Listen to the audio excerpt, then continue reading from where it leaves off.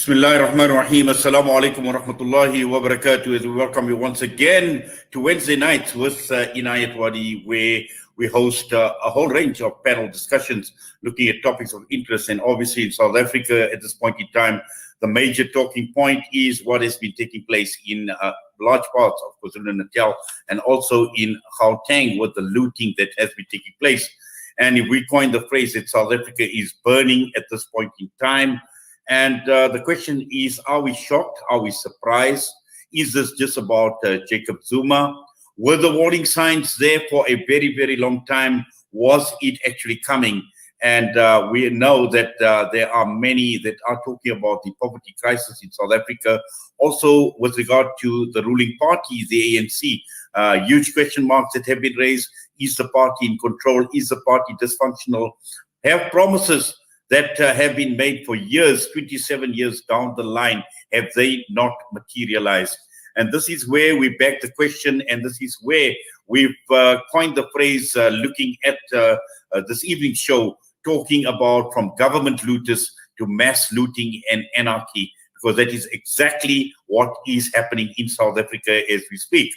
Now, we've got quite a panel of guests that we have assembled from now right until 9 p.m.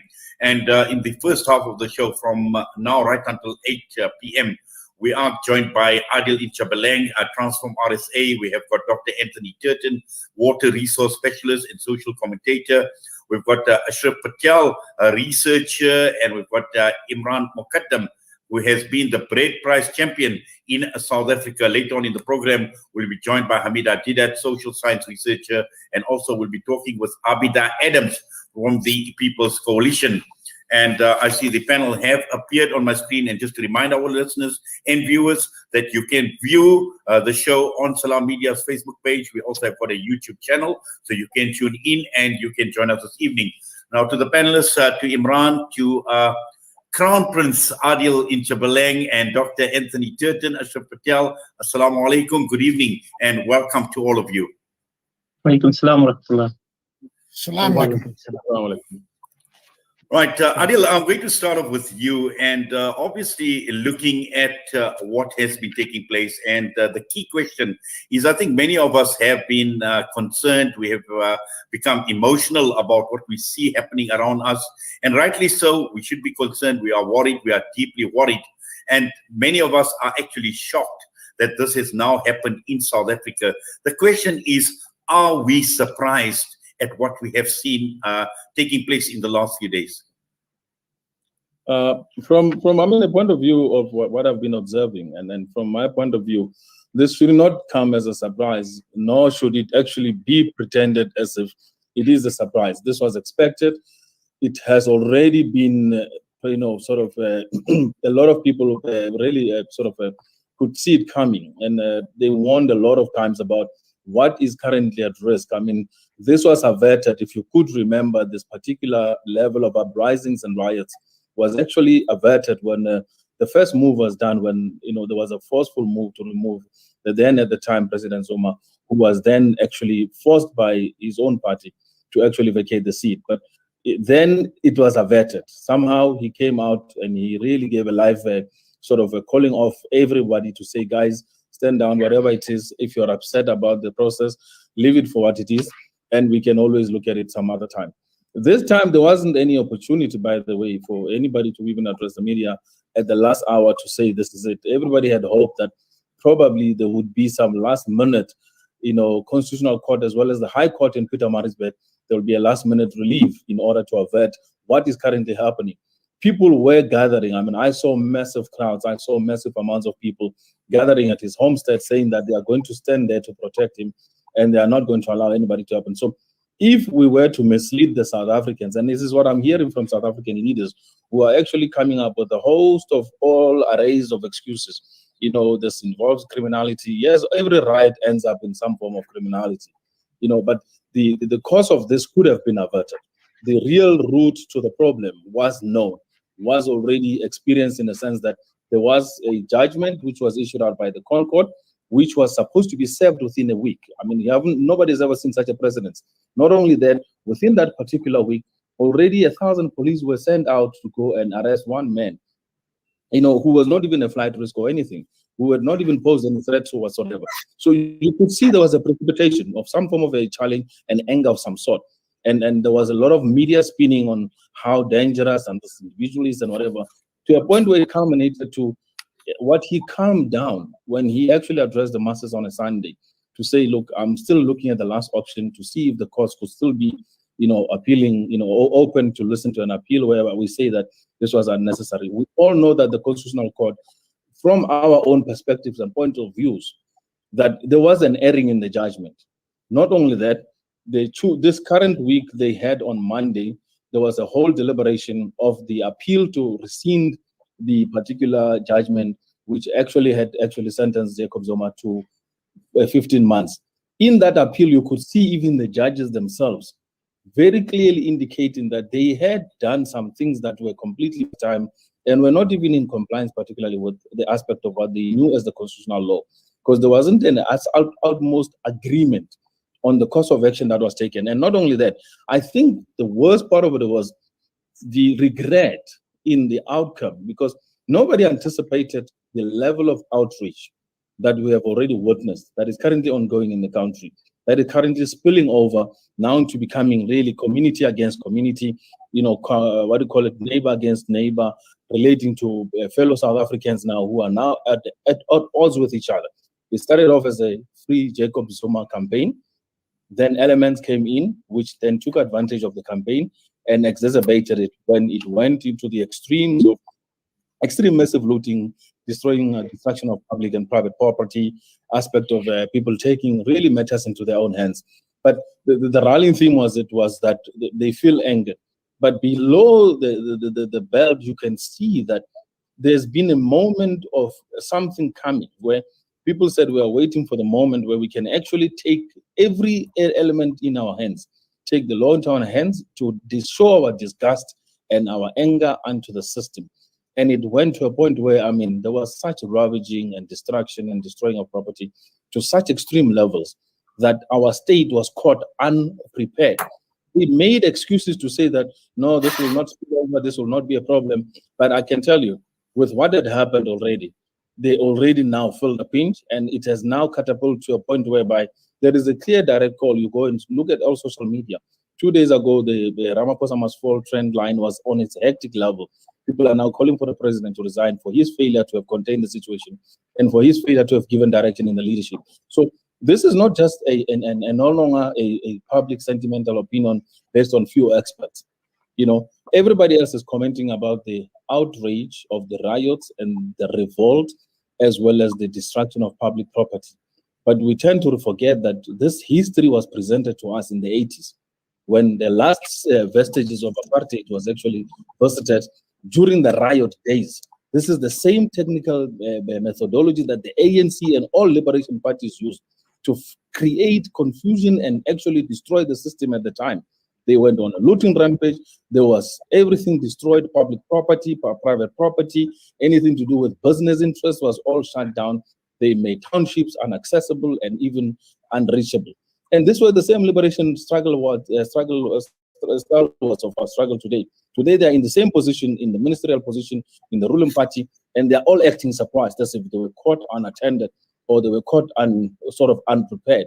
And now relating it to becoming a criminal element and everything, what else? In every international, I'm not even talking national or local, in every riot I've seen or a revolt, the latest we've seen out of the COVID scenario was the biggest one in the US during the Black Lives Matter. Similar incidents occurred. Public property, private property was ravaged. Now they even took over towns, by the way, in the Black Lives Matter scenario, where cities were taken over and became a no police zone and then a no jurisdiction zone areas and everything. And people took the laws into their hands and said, we are sick and tired of this particular narrative that is given to us by the establishment with regards to the way they've been doing it. This current crisis should have been averted. They refused to take the necessary precautions. It was done arrogantly to prove a point, to say we're going to lock up Jacob Zuma out of a very silly, clumsy excuse. I would have been happy to see him go to prison for a provable, offense, like corruption, which was trialed and it was actually reached as an agreement. Now they just used something very clumsy, which was not even a criminal act. It was a civil act of disobedience, and it was now turned into a criminal action and was actually passed in the Concord to become now a sentenciable offense, which is a complete misnomer of what the Constitutional Court stands for. So you're sitting with something that was sitting. The anger on the ground of the people, and I'm laying this ground root so that we can all understand. I'm African, I'm black, and I come from these poor communities that are showing the disgust and the anger. The anger on the ground is the problem we're sitting on, which is the socio-economic challenges. Our people were stealing irons, they were stealing fridges, they were stealing blankets, they were stealing clothes. One child was caught with a bag of underwear, and all was worried about was, did the underwear that I grabbed fit my size in terms of the size of underwear that I wanted? You could see this is a street child who didn't even have underwear. So these are real issues. You know, the anger of what had happened in terms of people's private property stolen, ravished, and vandalized, it's completely unacceptable.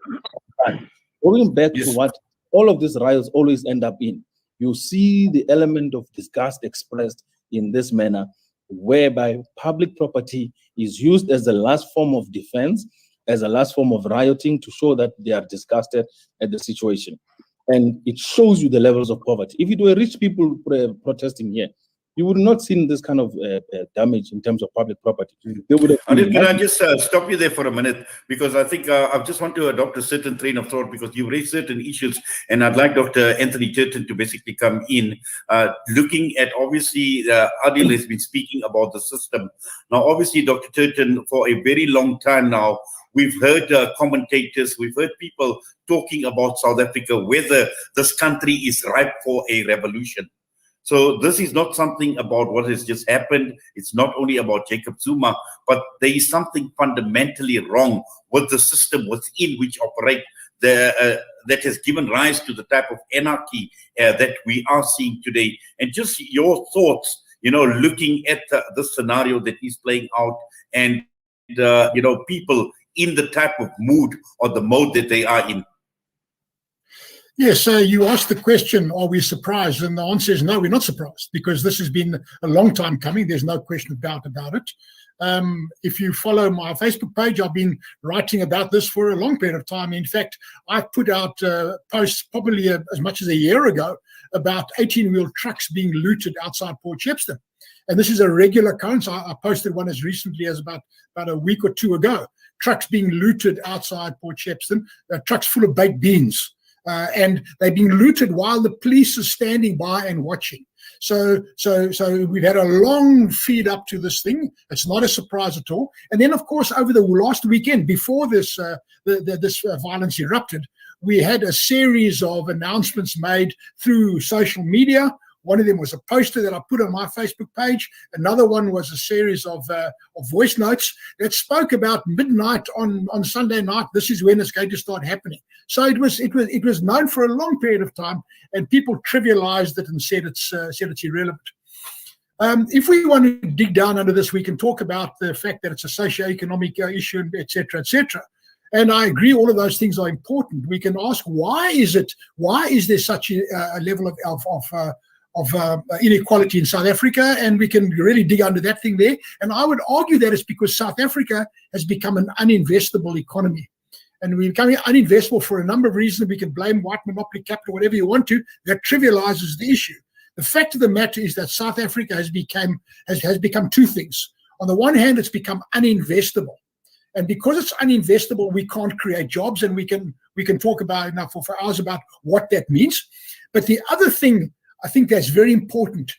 We've become a normalist society.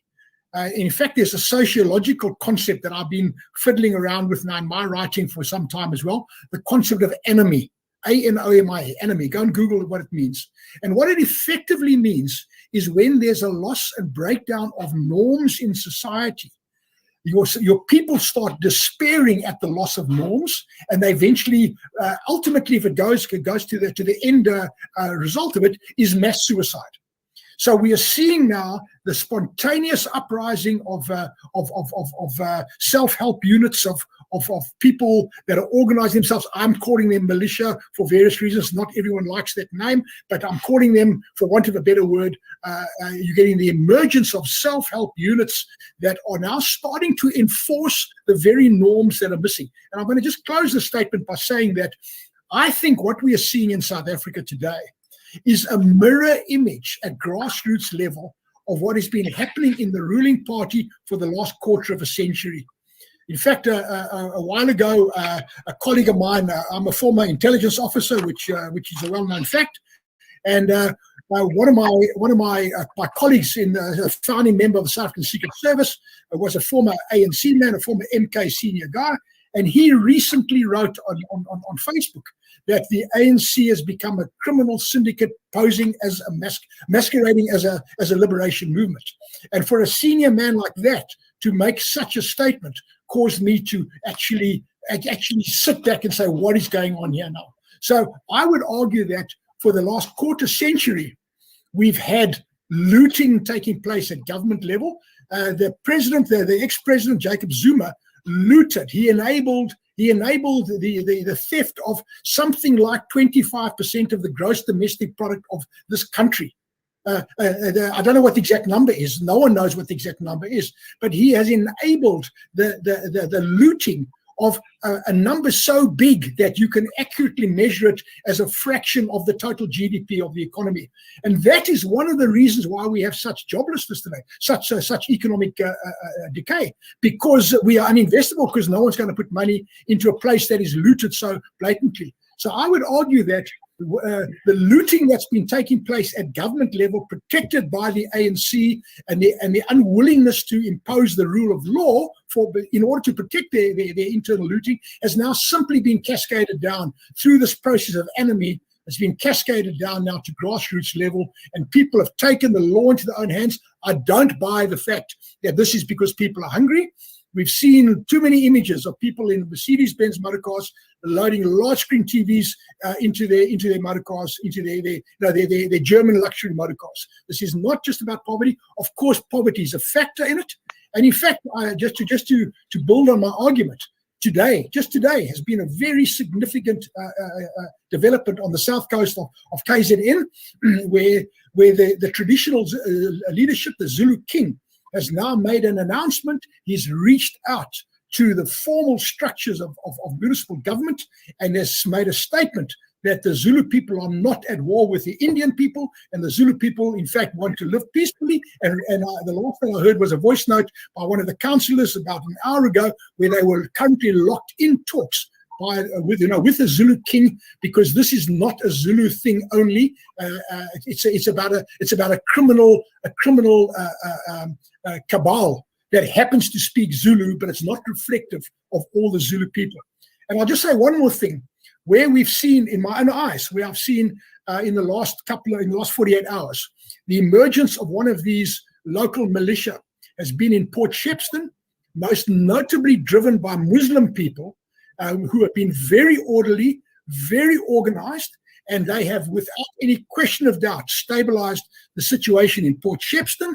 They've restored law and order in Port Shepstone, and they've prevented the looting. So you're seeing the spontaneous uprising that is filling the void that has been left by the myth of the ANC control over government. The ANC has not been in control of government for a period of time now, and they've left this power vacuum, which is now simply being filled either by criminal elements or the spontaneous uprising of people that believe in norms and values and traditionally important structure to society. So this is where I think we're going. This is where I think we've come from. Thank you for that, Dr. Turton. Ashraf, just to bring you into the discussion and the point that I think both Adil and Dr. Turton make, talking about the mirror image. But the key issue here is looking at the role of government. And for far too long, we've heard the government telling people about the difficulties we are experiencing in the country. But at the end of the day, there have been absolutely no concerted effort in solving the problems of the country, in solving the problems of poverty, in solving the problems of joblessness. Now, this obviously speaks volumes as far as government is concerned, the scorecard, the performance of the government. And at the end of the day, there is only one term that we can use in South Africa. People have become hurtful, and people obviously cannot wait any longer, or people cannot rely any longer on these promises that have been made for far too long. Yes, Brother Inayet, and thank you, listeners and fellow panelists. I'd like to take a holistic view and look at the broader socioeconomic and structural features of this current crisis. Firstly, as a South African, it's a very, very sad moment in our history. I think this year, and with the COVID and this crisis, it will be a milestone. Historians will write about this month and this week for decades to come. And it is a turning point. But if you apply political economy and sociology, I'd like to extend Professor Turton's analogy that this is a mirror image of the crisis of South African society. And that includes all stakeholders and all groups, race, class, gender, rural. These divisions have been sown mainly by what political economists call the neoliberal pathway of post-democratic societies. And this, one can look at India, one can look at Nigeria, one can look at Kenya, one Ashraf, can look at Mexico. I think we have lost you. Yes, can you hear me now? Ashraf? Yes, I can hear you now. Yes. So essentially, the roots go into neoliberal policy. And what do we mean by that? That means that the neoliberal policy essentially is about capital, both local, national, and global capital, whose core vision and mission is to open up markets for profit maximization.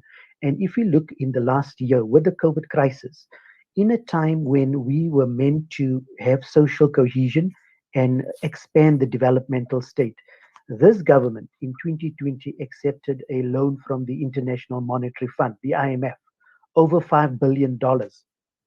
And the looting started on 15 June 2020. It was a free-for-all. And if you look at the PPE scandals of this government, which was meant to be a government called Good Governance and Tuma Mina, has become as corrupt as the Jacob Zuma administration. So the ANC, whether it is the Cyril Ramaphosa administration or the Jacob Zuma administration or the Thabo Mbeki administration, they all two sides and three sides of the same coin, but the roots go to the National Party and the way the National Party government in the 60s, 70s, and 80s used the state for nepotism and for growing the close networks of well-connected people. And that culture has been embedded in the new democracy. So one can say that the CODESA negotiations was essentially a pact between elites, the National Party elites on the one hand, and the Liberation ANC elites on the other hand. And this is the structural crisis we face. And 25 years later, this has come out into the open. And, frankly, the narrative of looting needs to be expanded. But I would say that every sector in society, from big business, capital, from government especially, the buck stops with government, from those that are outside of government now that are mobilizing, to middle-class people, to professionals, to workers, to unions and the unemployed. Every sector is playing a role that is complicit in this crisis. And the solution is that every sector needs critical introspection to say, what are we doing wrong? Because to blame this crisis on just one component of society, i.e. the looters, is actually, I would say, very one-sided and narrow. And therefore, from a sociological perspective, I think we need a structural analysis of the situation. South Africa is in the news, the headlines on all major networks. It is terrible for the country's image. Many friends in Africa have sent me WhatsApp and email saying, you are now part of Africa. And they were joking in a way. They said, you South Africans always say you are unique and we must follow you guys. And today, sadly enough, it is a typical sad story of a complete meltdown and the decomposition of institutions and everything that goes with it. So I say, as a starting point, all sides are to blame for this crisis. Ashraf, shukran for that. Imraahn, I see you back with us. Now, obviously, what Ashraf is saying is this problem requires a structural analysis. And just to try and understand and to drill down and to analyze, to look deeply into some of these issues. And we've heard also about the phrase that is being coined. This is a case about the elite versus the poor. The government has failed the poor. Is this a case? And if we do drill down, just to look at structurally, what are some of the key issues that we should be thinking about, Imraahn? Yeah, from a grassroots perspective, basically we've been seeing this kind of build up to the anarchy that we're seeing now continuously for probably the past 20 years. But we always just called it service delivery protests. We didn't nail it for what it was at the time, and it is what it is now. It's food riots. So the reality of our situation is that we are dealing with food riots of angry and hungry masses that has been patient for too long, and we're dealing with the symptoms of a delayed revolution because we never had our revolution. What we had was a compromise, a sellout, and that sellout is now coming back to bite us in a big way in terms of the massive inequality that we have within our society. South Africa is the most unequal society in the world by any standards. And the elite and the middle class is just the gap between poor and jobless and those with jobs. It's just growing and growing at an unsustainable rate. And everything in South Africa was going to give at one or other point. And the strategist behind the Jacob Zuma camp was well aware of the powder keg that we found ourselves in, and they could manipulate that, and they got the result they wanted. The result they wanted, they got in terms of creating this anarchy, creating this chaos, and creating the kind of destabilization in order to further a political objective, but also to create in effect is a attempted coup d'etat. If you look at it realistically, this is as our brother Adil mentioned, the call for the Cyril Ramaphosa must fall, similar to the Jacob Zuma must fall campaigns. Those are clear attempts at regime change, and the forces behind this are not necessarily those that we want to, the typical reasons that we want to. We are dealing with a situation that is being manipulated by much greater forces than what we realize, and clearly we see this in Mozambique, we see this in Nigeria, we see this in the rest of Africa, in Chad, in Mali. There is a serious agenda to destabilize economies within Africa. We saw it in Egypt, and South Africa is now in the firing line, and this is what my take is on this. There are serious forces at play that are looking at regime change, that looking at destabilization, and clearly the Zuma camp plays to those fiddles there. But also the current ANC government is not don't have clean hands in this one either.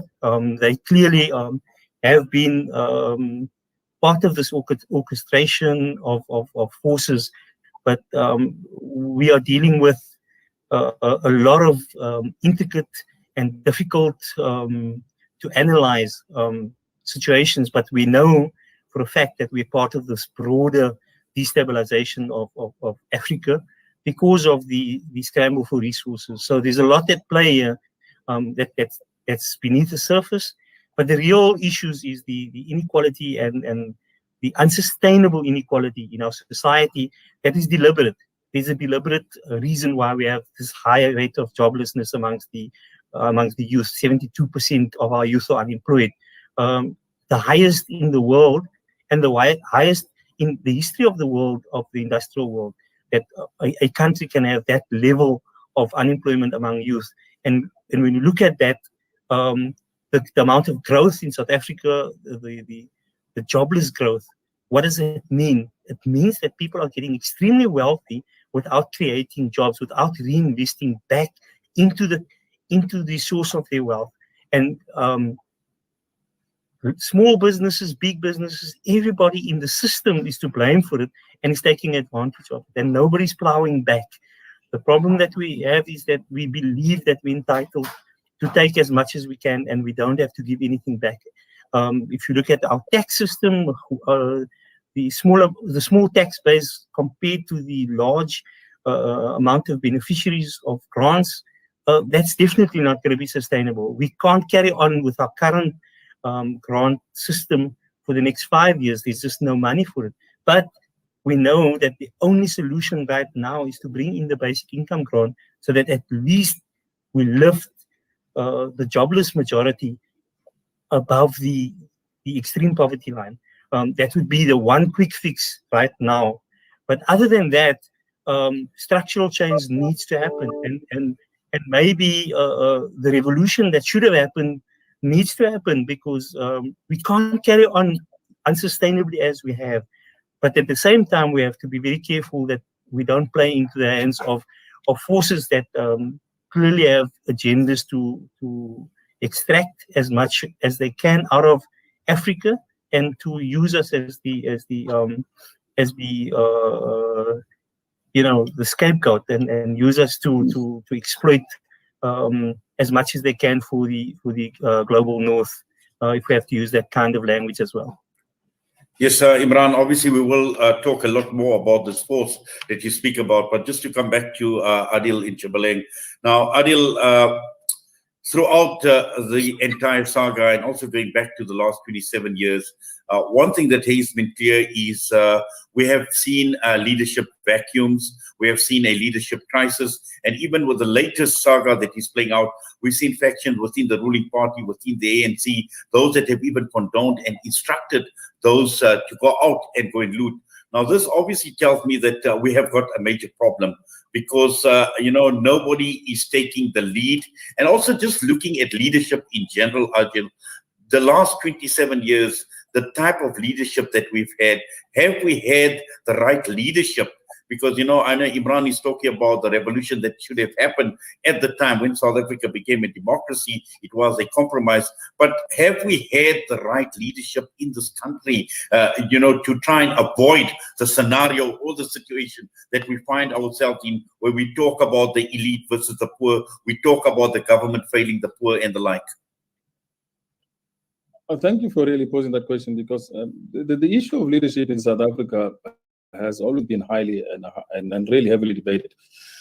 The question is not leaders. It actually relates back to what I think Imraahn touched basically on it, to say that there is forces that are interested in destabilizing the peace and security of South Africa. And these forces are not just only malevolent. Some of them have been very benevolent in their own cause, whereby they've been advancing their own interest, which is really geopolitical interest, on the basis that if you come back, let's look at what South Africa is as an economy on a country. South Africa is a mainly minerals, energy complex economy.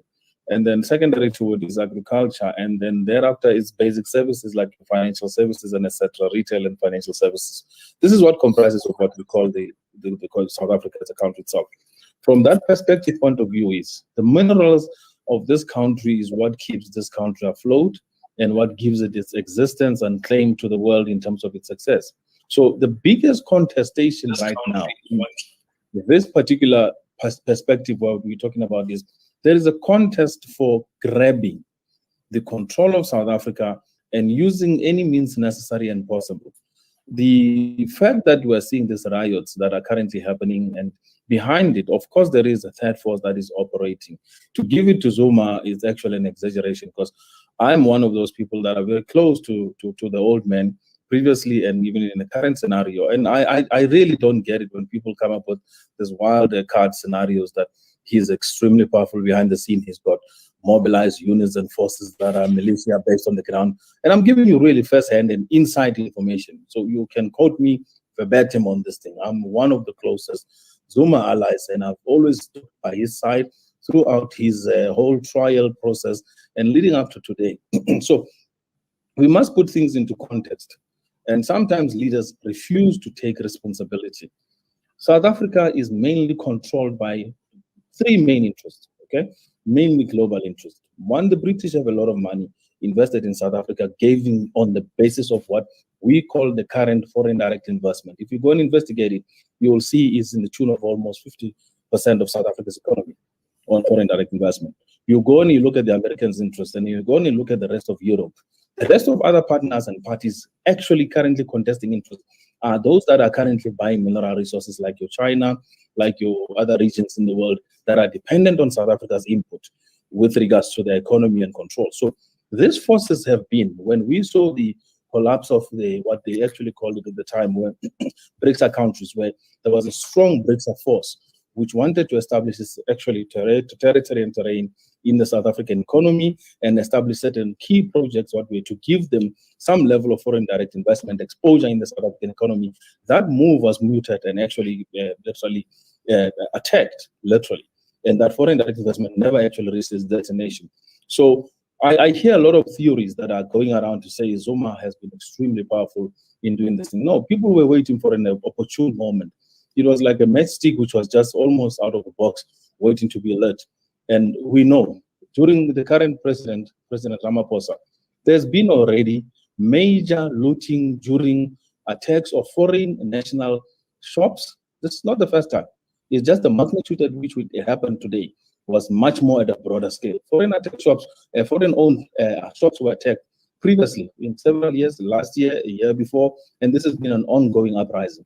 We've got over 5,000 daily demonstrations of service delivery in South Africa, which means it gives you to an average of 2 to 3 demonstrations across the country at any given level. You've got the highest level of poverty, inequality, joblessness. Over 74% of youth in South Africa are sitting in a youth bulge and are unemployed and uneducated and have no opportunities, right? So you take all of those forces, and you know, I mean, again, from an academia point of view, we have all of this gross understanding of how society works. But I come from the streets and the poverty, and worst of all, being an African, I was at the bottom of the so-called poverty line, and I know what happens when masses are agitated. All you need is 10 people who take them to the streets. You're marching towards a cause where you're doing a peaceful demonstration. One person just screams, "A car hit it," and they all go routed into that frenzy mode, and they start attacking a car that is just passing because of a simple little, moment of excitement in the whole place. But in this case, where you see people now starting to go to that extreme, and we're somehow allowed to actually get to that level where there could be this level of spurious attacks on all sorts of things, property, individuals, and everything, and to the point where we even had that they even were calling on people to come in and join the fight against the riots. So this tells you quite a lot of things happening. It's not one actor at a time. The leadership has dismally failed. I mean, Cyril Ramaphosa has completely dismally failed, and there's no other excuse which we can give him. People love him because he speaks great English.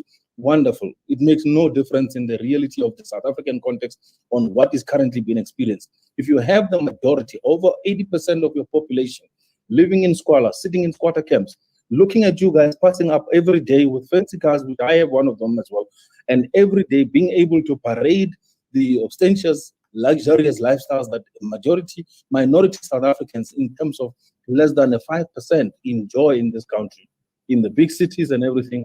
And the majority of your population is sitting in squatter camps, which are just labor camps. And you start asking yourself, doesn't these people have the same ambitions and interests in terms of what they need to do? So when you see people going, they were not going to go and pray. They were not going to go and attack places of libraries where there were going to be knowledge and information. No, they went for things that they needed on a daily basis because they feel that for them, liberation means that they must have access to material things, which is quite one of the things that Amilcar Cabral actually told in one of his conferences to his people, to say, you cannot expect to think that the revolution that was waged and the freedom that was gained was on the basis that the people were looking for some kind of political ideas. No. The issues were really material and rooted in materialism. But what has not happened in our case is we have not had a trickle down where we could pass down the benefits of the economy, the benefits of the minerals energy complex, the benefits of increasing productivity in our economy, and as such creating an economy which created wealth and income. We have kept the wealth in the minority. We have kept the aspect of this wealth in the concentrated pockets, whereby you even have businesses now vying for interest. Who is a serial man today? Who's going to get the benefits of all the contracts that are currently being dished out? Who's going to steal the most out of the 500 billion in terms of the current issued money with PPE?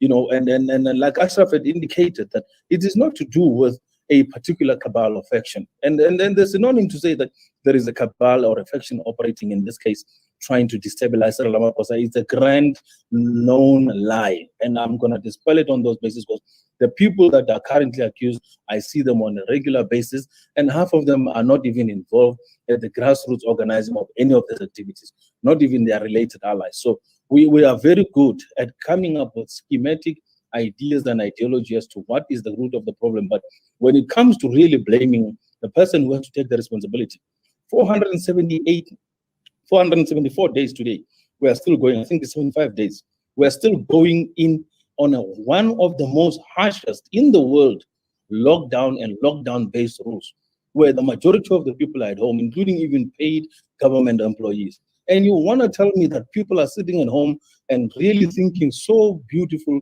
thinking that my social grant of whatever meager income they get, 1,000, 3,000, whatever it is something that they can be happily enjoying and living off. And some of them don't even get that. 17.5 million people are living on social grants. And we're still even going to give them another so-called, social income or social wage or something like that, that will help. We're creating a nation that is going to explode in constant and perpetual poverty going into the future. And yes, this is Africa. And unfortunately, because of the contestation of mineral interest in our African continent, we have been forever been cast. The worst case of it is this silly, idiotic leaders who have no interest in their heads to ever give any benefit and pass it down to the people. Building of decent infrastructure and housing, water, making sure that there is food security and food is made available and affordable at the rate that ordinary people can live properly and have a proper nutrition, building schools that are functional, that you can actually root out illiteracy, you can create the aspect of making sure that there is qualifications created in the economy and people can become productive citizens. It's not an impossibility. Europe is based on that same model. The West is based on that same model. Asia is based on that same model. But it only becomes a problem when we say as Africans that we need to take charge and control of our economy and make sure that the minerals and the resources that are paid for at the market denomination price can benefit us, the Africans. Why? Because the issue becomes the ownership scheme and model. And those that are currently enjoying the grand ownership of this particular continent, and particularly the country, which is South Africa, are not willing to listen to us from that favorable point of view. So the leadership is useless and has failed, and we're not even going to even blame them anymore. Cyril Ramaphosa, as a president, has not provided any solution to the current crisis. He's been one of the key problem makers when he started actually relegating ethnicity as part of the crisis that we're currently facing. Instead of saying, guys, let me give you a hopeful stick.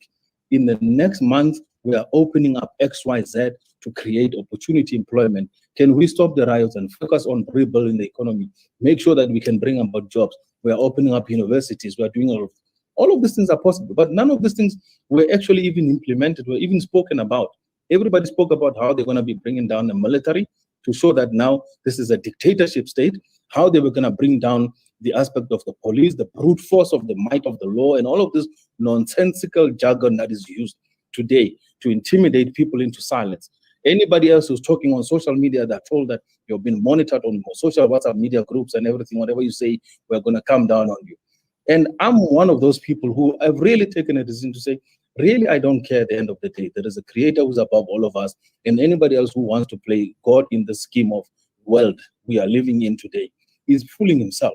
The truth and the reality of the matter is people are no longer standing back and saying they will be used as a carrot in order to attract their vote, in order to access power, And when the power comes now to be distributed, they are no longer taken into consideration as the beneficiaries of that particular power. So South Africa is slipping down that slope because there was a decisive move from the African National Congress itself, and including the current investors that are sitting in this economy who are pushing for some of the social unrest through their mechanisms of ensuring that Africans never come out of the poverty that we are enduring and we've been enduring for over 100 years and even for 500 years beyond the element of colonialism. So we have to get things into context, you know, and I'm appreciative that we have experts who are seeing it at an aspect element of it, but it is not the whole picture.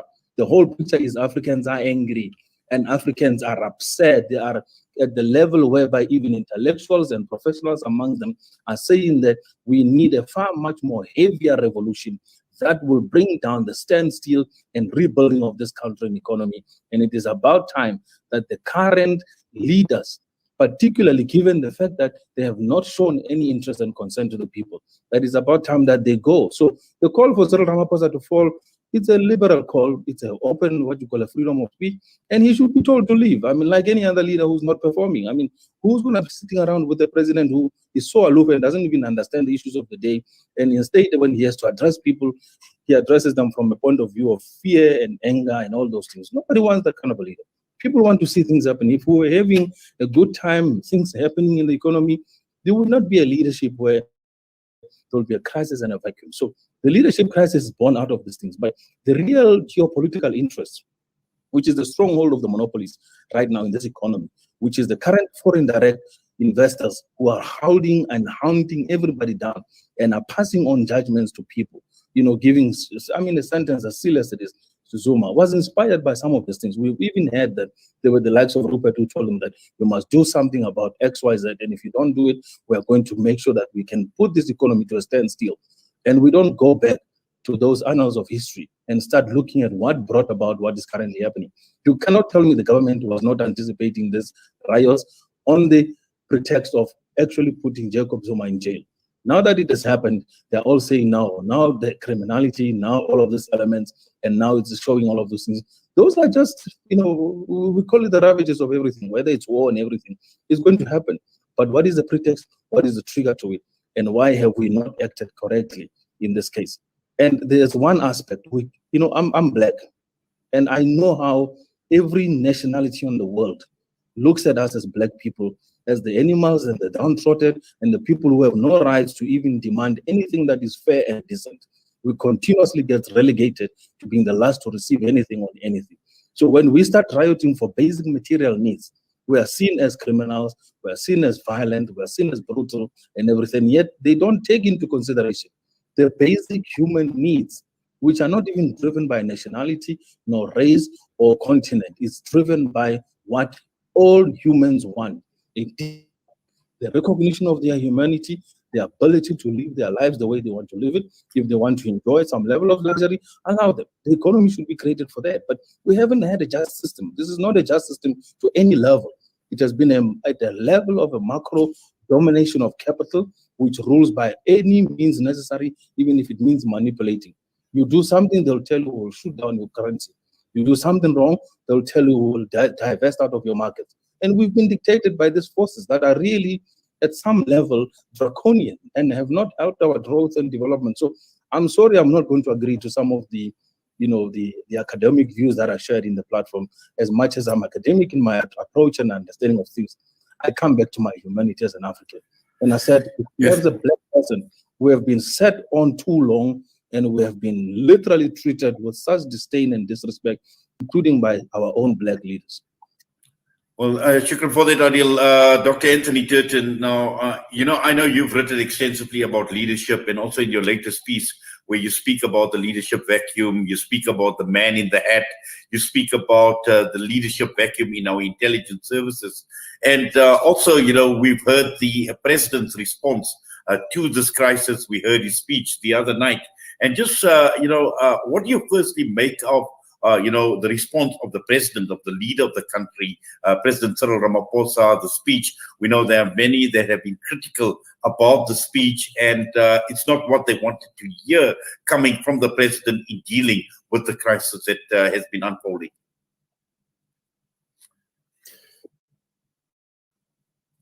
Yeah, look, it's not for me to criticize any of the leaders at the moment. I think it's a very extraordinarily difficult time to lead. But of course, that's the essence of leadership. Leadership has to step up to the plate in difficult times, and they've got to present a vision for a better future. They've got to give hope. If you don't give hope as a leader, then you have anarchy coming out of it. So my criticism of the leadership at the moment is that they are completely out of touch with the needs of the grassroots. And I will concur with some of my colleagues on the platform here about the dire needs, the deep poverty, the profound hopelessness that people have of the daily grind that they are never going to be able to get out of. It is completely unacceptable. And here I will cite two examples in the recent past. The one that I would cite is the President Ramaphosa, about a month, maybe 2 months ago, made a public statement to the effect that the members of parliament who are currently earning a salary package in excess of R1 million are unable to make ends meet on that salary package, and he was calling for an increase in salary. Now, personally, I found that was utterly inappropriate in a country where 3/4 of the youth are unemployed, maybe 50 to 60% of the total population are unemployed, and unemployment is growing by the day. And in fact, most people aren't even earning, a few thousand rand a month is considered to be a good income. So I felt that was tone deaf, and it was an indication of this disconnect between the leadership and the actual goings on the ground. But the second thing that I would mention was, in fact, 24 hours ago, when we had a report back. Jessie Duarte gave a public media press conference on a report back of a meeting of the NEC, of the ANC. And she was droning on in this boring, monotonous way about the things that the NEC were dealing with. And while all of those things are important, I'm not trying to trivialize any of the things that they were dealing with. Those things have been around for the last 25 years. Nothing has really changed on them. And here we've got a country that's burning and people that are about to die. So there was this disconnect, complete lack of empathy, lack of showing any kind of awareness that something out there is in fact changing. And that's what I refer to, this illusion, this myth of government leadership, this myth of government control. We don't actually have an effective government. We have not had an effective government for a period of time. And another thing that's been interesting me at a technical level is the whole notion of state failure, how states fail, and in particular, how states that are clearly failed states still continue to limp along and carry on. And the conclusion that I've drawn from that, from more than a decade's worth of work on that one, is that as a state fails, so you start getting civil society coming in to prop up the bits and pieces that are falling down, and you just start finding another way around the state. So the state doesn't become an enabler.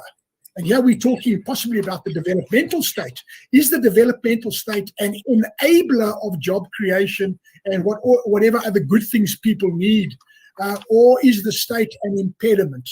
And I think that we're finding that situation now where, in my view, in my personal opinion, I don't think that the state has been an enabler of any form of employment creation or any form of sustainable economic development. I'm not even talking about growth. I'm just talking about the kind of development that's needed to put the basics on the table.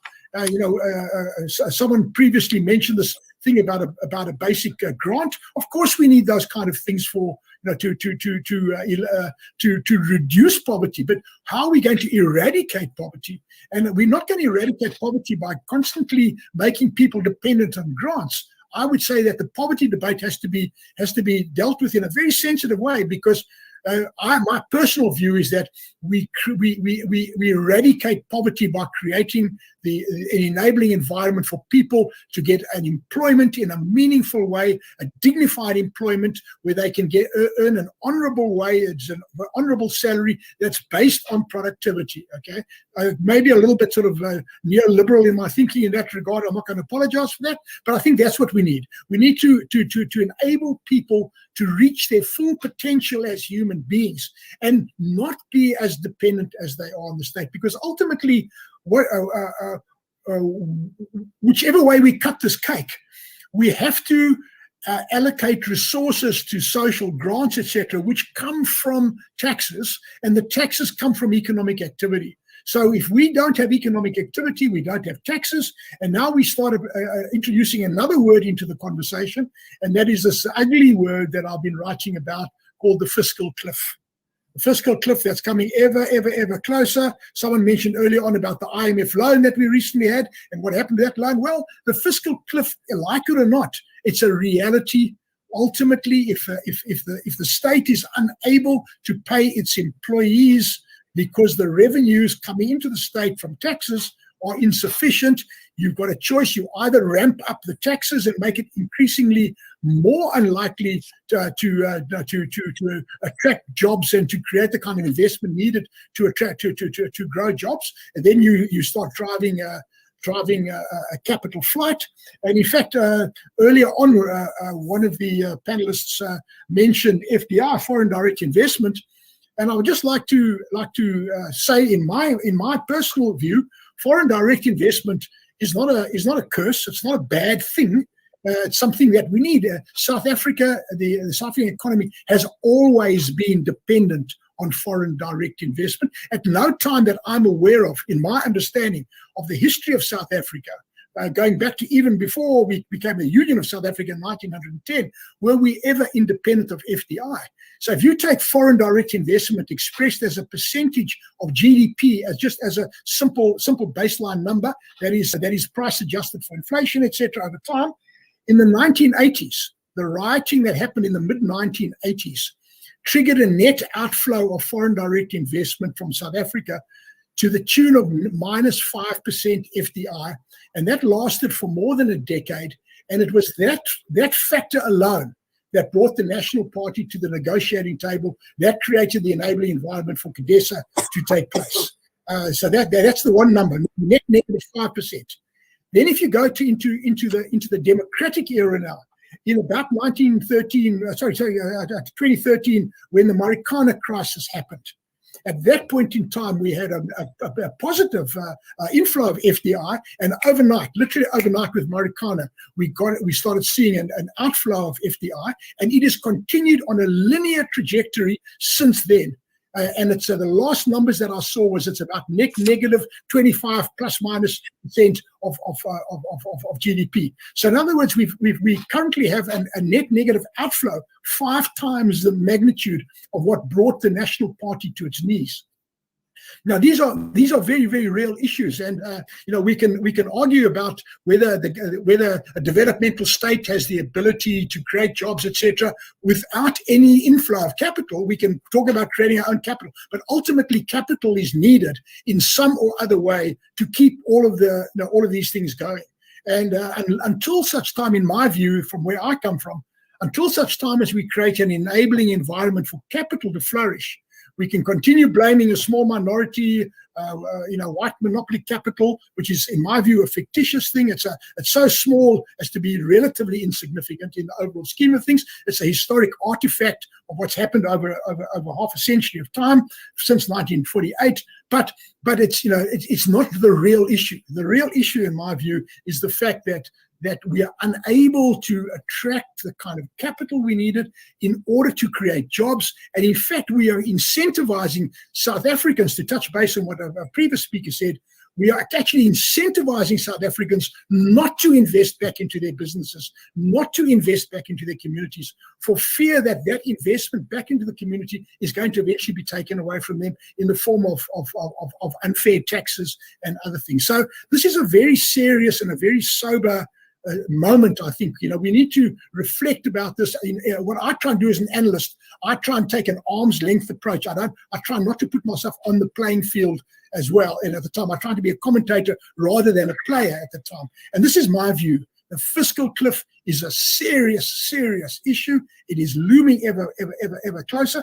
And the bottom line is, unless we create jobs, we are not going to be able to generate the taxes to sustain the current aspirations of the developmental state. So therefore, we're just locking ourselves into a perpetual cycle of misery. So this is ultimately, I think, where we're going to go in the medium-term future now. Is if we want to get serious about growing jobs, and we probably have to have something like at least 5% economic growth for at least a decade of time, just to start employing the unemployed born-frees, just the born-frees, nothing else. Well, that's the kind of growth that we need. That's the growth that's been projected by the Public-Private Growth Initiative, PPGI. I'm a supporter of the PPGI process through the SA Business Water Chamber that I'm a founding member of, because we believe that we see water as an economic enabler in that process, and ultimately we need to start generating that kind of growth. And we believe that water is an enabler. Without water, you can't do that. So we're looking at that as almost as a kind of Marshall Plan to inject R1 trillion into the South African economy through infrastructure repairs and upgrades. And of course, that money can't come from the fiscus because the fiscus doesn't have it. So we are looking at ways of trying to make it attractive enough for private capital to come into that space, which then implies that there's got to be a new social contract between the state and private capital, private investors, in order to make it possible. We believe it's doable. And of course, I think personally, I might be wrong, but I think that in the very near future, we're going to have an opening in the space to talk about that kind of thing. But those new rules of the game, the new rules of capital, will have to be defined. And if those new rules of capital are favorable, then we will have capital inflow. If those new rules are favorable or unfavorable, then we're simply going to have a continual hemorrhage, and we're just not going to create the jobs. And therefore, we're going to continue to blame anything and everything else except the fact that we can't create jobs because we've killed the economy. Yes, thank you for that, Dr. Turton. And I see Hameeda, Deedat, social science researcher, has joined us as well. Hameeda, if you could unmute your mic. Assalamu alaikum and welcome. Walaikum salam wa rahmatullahi wa barakatuh. And a very good evening to all of you and to Anthony. It's a very long time. Yes, Hameeda, in fact, I want to just go straight to you. And obviously, looking at South Africa, looking at civil society in South Africa and the impact that this has made to civil society, it's made to communities. And obviously, there has been concern because, some obviously try to play the race card, pitting one race against the other with this current crisis. Now, what is required at this point in time is level-headedness, but also in terms of communities getting together. We've seen many communities obviously get together to try and do whatever they can. But the key issue here is looking at the fabric of South African society and how the fabric of South African society has been impacted by these latest developments that have emerged, and also this latest round of violence and the escalation of violence as a result. Sorry, so your question is wanting me to give a reflection on what the impact has been on the fabric of society, of South African society. Exactly. So I mean, I can be cynical, and I think in some ways maybe in this really painful situation one needs to be. What fabric of society are we talking about?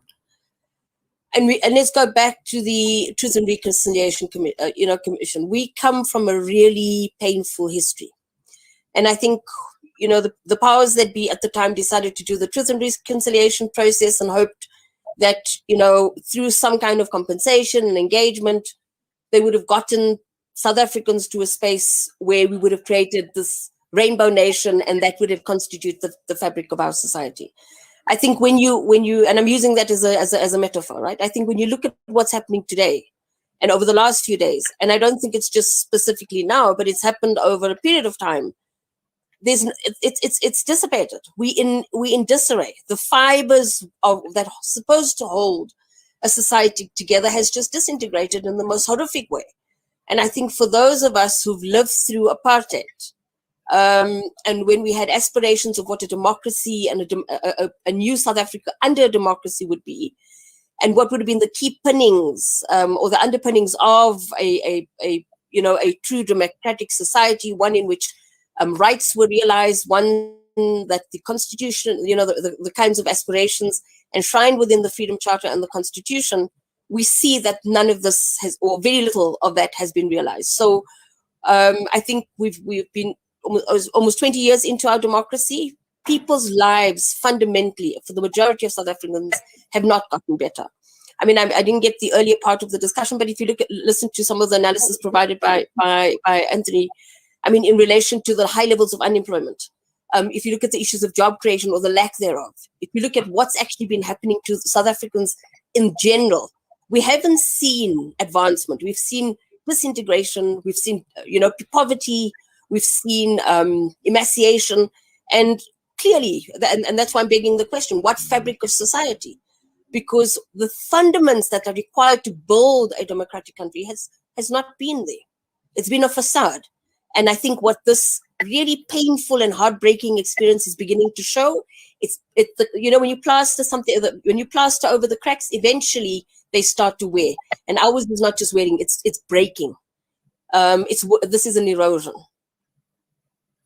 Yes, thank you. Shukran for that, Hameeda. Imraahn, just to bring you into the discussion, and I see Ashraf has joined us as well. And, I just want to obviously just expand a bit more, because you mentioned the fact about the third force in South Africa and how the third force is actually playing out to the detriment of the country, to the detriment of the people of South Africa, and to the detriment of our future. Clearly, we are seeing the influence of an orchestrated. This is not something that happened sporadic. This was very well orchestrated and planned over a period for the eventuality. So somebody was standing there with a match to the powder cake, waiting for the right time to light it. And this is what happened now. But it's also that, as all the other speakers have said, we are dealing with the failed state scenario. We are dealing with all our aspirations that were not met and that aren't being met. We are dealing with a lot of other issues of poverty and inequality that we all mentioned before.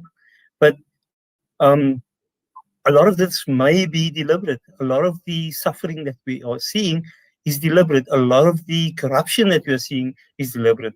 A lot of the crime is deliberate. So there are forces at play that wants to see South Africa ungovernable.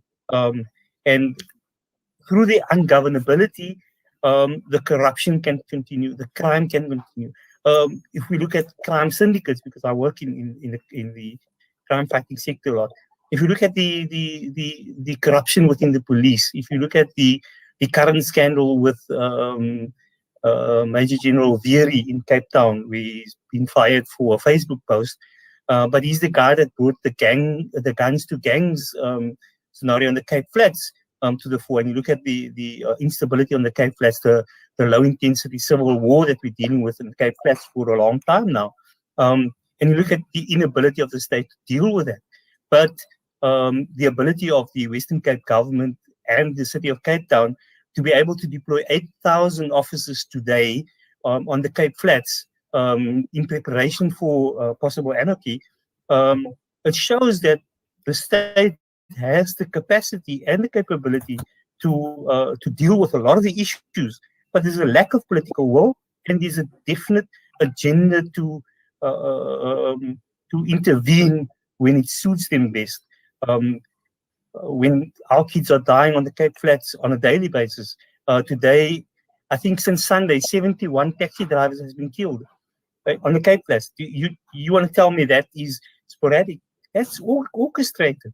So a lot of what we're seeing is not sporadic. It's not a culmination of all this 27 years worth of frustrations that's now just exploding at one point in time. A lot of what's happening is happening because there's an agenda, And we need to put our finger on that agenda. And if it is regime change, if it's destabilization, if it's part of a greater scramble for resources, this whole destabilization of Africa that I spoke about earlier, that we are now in the firing line of third forces, or forces that are really determined to create as much chaos in order for them to achieve whatever their sinister objectives may be. But this is all conspiracy. But the reality is that a lot of what we're seeing cannot just be coincidence. It cannot just be a culmination of circumstances. A lot of what we're seeing is orchestrated and well orchestrated in order to create an environment for regime change. And that is one of the things that we have to be cognizant of. Yes, Imraahn, I'm just looking at some of the comments that have come through as well. And I see Abeedah Adams has joined us. We welcome you to the show. Assalamu alaikum to you, Abeedah. Sam Waterhouse writes, yes to analysis of inequality. Sylvia Bolton writes, South Africa is becoming a failed state if and when the police is incapable of keeping law and order. When government fails to react positively to the current looting is proof of political failure of the state.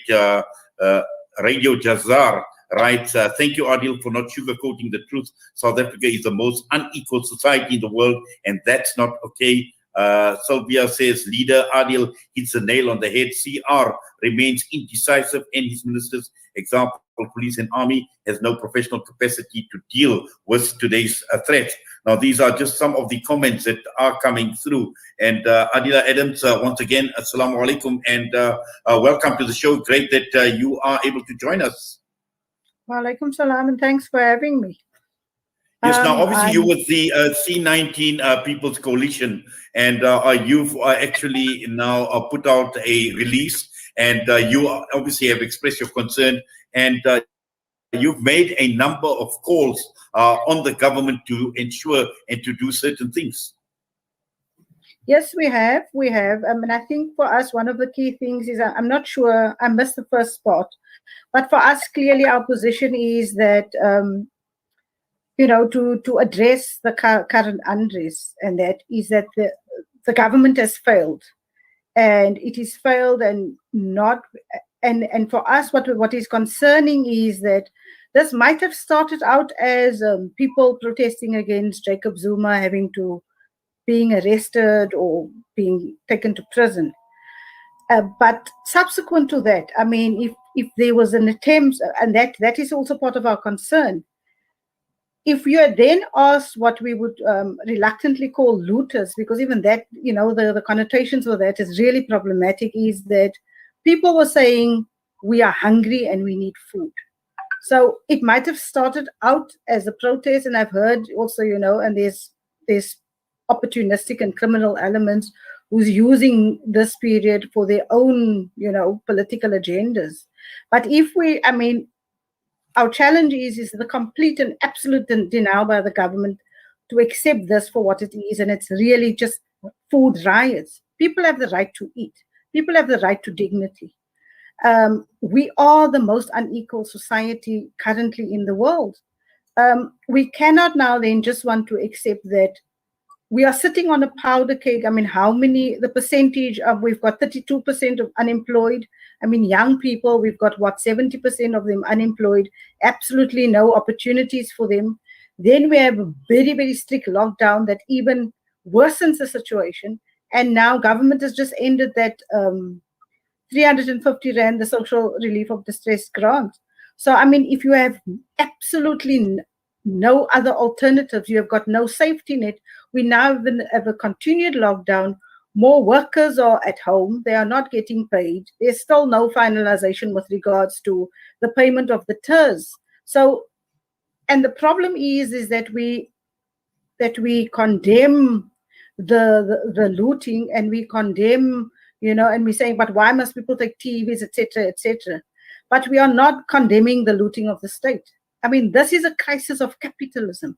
It's not a crisis, and who is paying? It's the poor and the working class. And really, for us to look at this in isolation in terms of just South Africa, it's also just limiting, because this is a crisis internationally. We have a public health crisis, but we are subjected to austerity. The state is refusing to employ more healthcare workers. Yet we need to roll out a vaccine that is killing our people on a daily basis. On Monday evening, I mean, the president had the opportunity to also talk about the rollout and to also say what is going to happen during the current conditions. No mention of that. Absolutely no mention of that. Just now, we have a situation where they have relaxed the conditions with regards to meetings, but who can meet? Political leaders, MPs, local governments, the clergy, religious leaders. Trade unions cannot meet. Community organizations cannot meet. And yet we say we want to resolve this issue.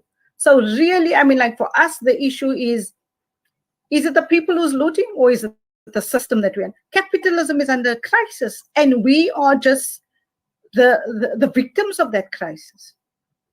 I mean, if we look at government's policies here in South Africa, I mean, our finance minister has been very clear that we are going to have this budget. Doesn't matter what happens. I mean, we've got health cuts, we've got cuts in education, we've got increased electricity, but we are sitting with, I work for a trade union. What we do on a daily basis, we are meeting with employers and they are retrenching our members. Now we have members who's working for 50% salary. Those workers are in a crisis because they're saying we have just recovered from being on a very, very heavy lockdown. That is completely that and the job bloodbath up there. But yet we are sitting with a government who has not provided a safety net. Even that 350 rand has now been taken away, and we are surprised when people respond in this way. I mean, for us it's easy if I've got a roof over my head, if I've got a job and I've got a guaranteed income. But I think we need to, and for me that has been also very problematic. It's currently in the media, the narrative there is just those people, those looters. I mean, like it's completely dehumanizing, but not even trying to understand what are the issues. And we are just saying, yes, but they are carrying away a TV, or yes, they are looting a bottle store, whatever. But we are not looking at the issues. And equally concerning is that we are now going to deploy the army. But what is the army going to do? We saw last year what happened during the lockdown. I mean, wouldn't it have been better for the state to say that there's a crisis. We are going to deploy the army so that they can distribute food parcels, so that they can ensure that there's water available for people, distribute sanitizers, assist with the vaccine rollout problem. Besides the pandemic, our biggest enemy at the moment and our other crisis is the crisis of hunger. It's not that people, and I don't think that people want to live on handouts, but we need decent jobs. We can't have a situation where workers are working on expanded public works programs where they get 11 rand an hour. You cannot survive on that kind of money. And that is our realities that we are confronted with. So we are saying that, so I mean, I don't even want to support this whole notion of a third force because it's easy for the ANC government to hide behind that, you know, and it is a way for them to not take responsibility in terms of what the state's responsibility is to all its citizens. I mean, we've got a situation now where there's encouragement on media for private citizens and under the guise of defending their property to take up arms against citizens. What is that? I mean, like, if we hear and see the stories, what is happening in KZN, it's really just contributing to a more polarized situation because now we are pitting African blacks against Indians, and that is not, we cannot condone that. We cannot even accept that, and we cannot say that is because people are protecting their private property. I mean, I'm really torn and conflicted because as much as we say that our infrastructure should not be destroyed, but a shopping mall can be rebuilt. But how do you restore somebody's dignity if they do not know where their next plate of food is coming from? If they don't have money to buy a loaf of bread, how do we restore that? How do we rebuild that society? And then at the beginning of the pandemic, we were saying we are all in this together, but we are not all in this together. We are absolutely not. I mean, like, you have the haves and you have the haves not, and we are just having this increased inequality in our country. And we cannot now just sit by and say, oh, we are surprised what is happening. What did we expect to happen? I mean, people are being pushed into into desperate situations on a daily basis, right? We are sitting with a situation where we are now calling these people looters, criminals, and thugs. They are still workers who's waiting on their TERS of last year. We know how many employers are guilty of taking money for TERS and not having paid it over to workers. What happened to them? More than 2 billion is owed to the Department of Labor. They are making arrangements to pay that money back. But yet we want to say that bringing the army, and why can't the army shoot people simply for somebody for running away with a loaf of bread or a pack of Pampers? What is the society then that we are talking about? Because some people's lives are valued as more important, and property is valued as more important than the lives and the dignity of our people. Yes, obviously you've raised many issues, and Adil, I seen you were nodding and you were actually shaking your head as Abeedah was obviously speaking. But just looking at, we've got prophets of doom, and many are prophesizing a gloomy picture for South Africa going forward, to the extent that we've seen even talks about South Africa fast heading to becoming another Zimbabwe. Do you think that, we can go that route? Because we know what is happening in Zimbabwe. We know what has happened. We've seen the riots that it started in Zimbabwe as well. And obviously, food insecurity is a major problem in Zimbabwe at this point in time.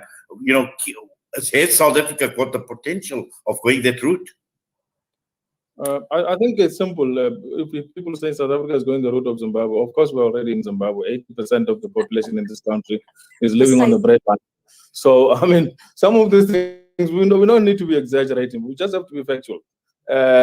In terms of what has been dismantled, I mean, remember the critical issue with what happened in Zimbabwe was Mugabe decided to go and implement the Lancaster Agreement because of the partners that have failed in bringing back the land of the people.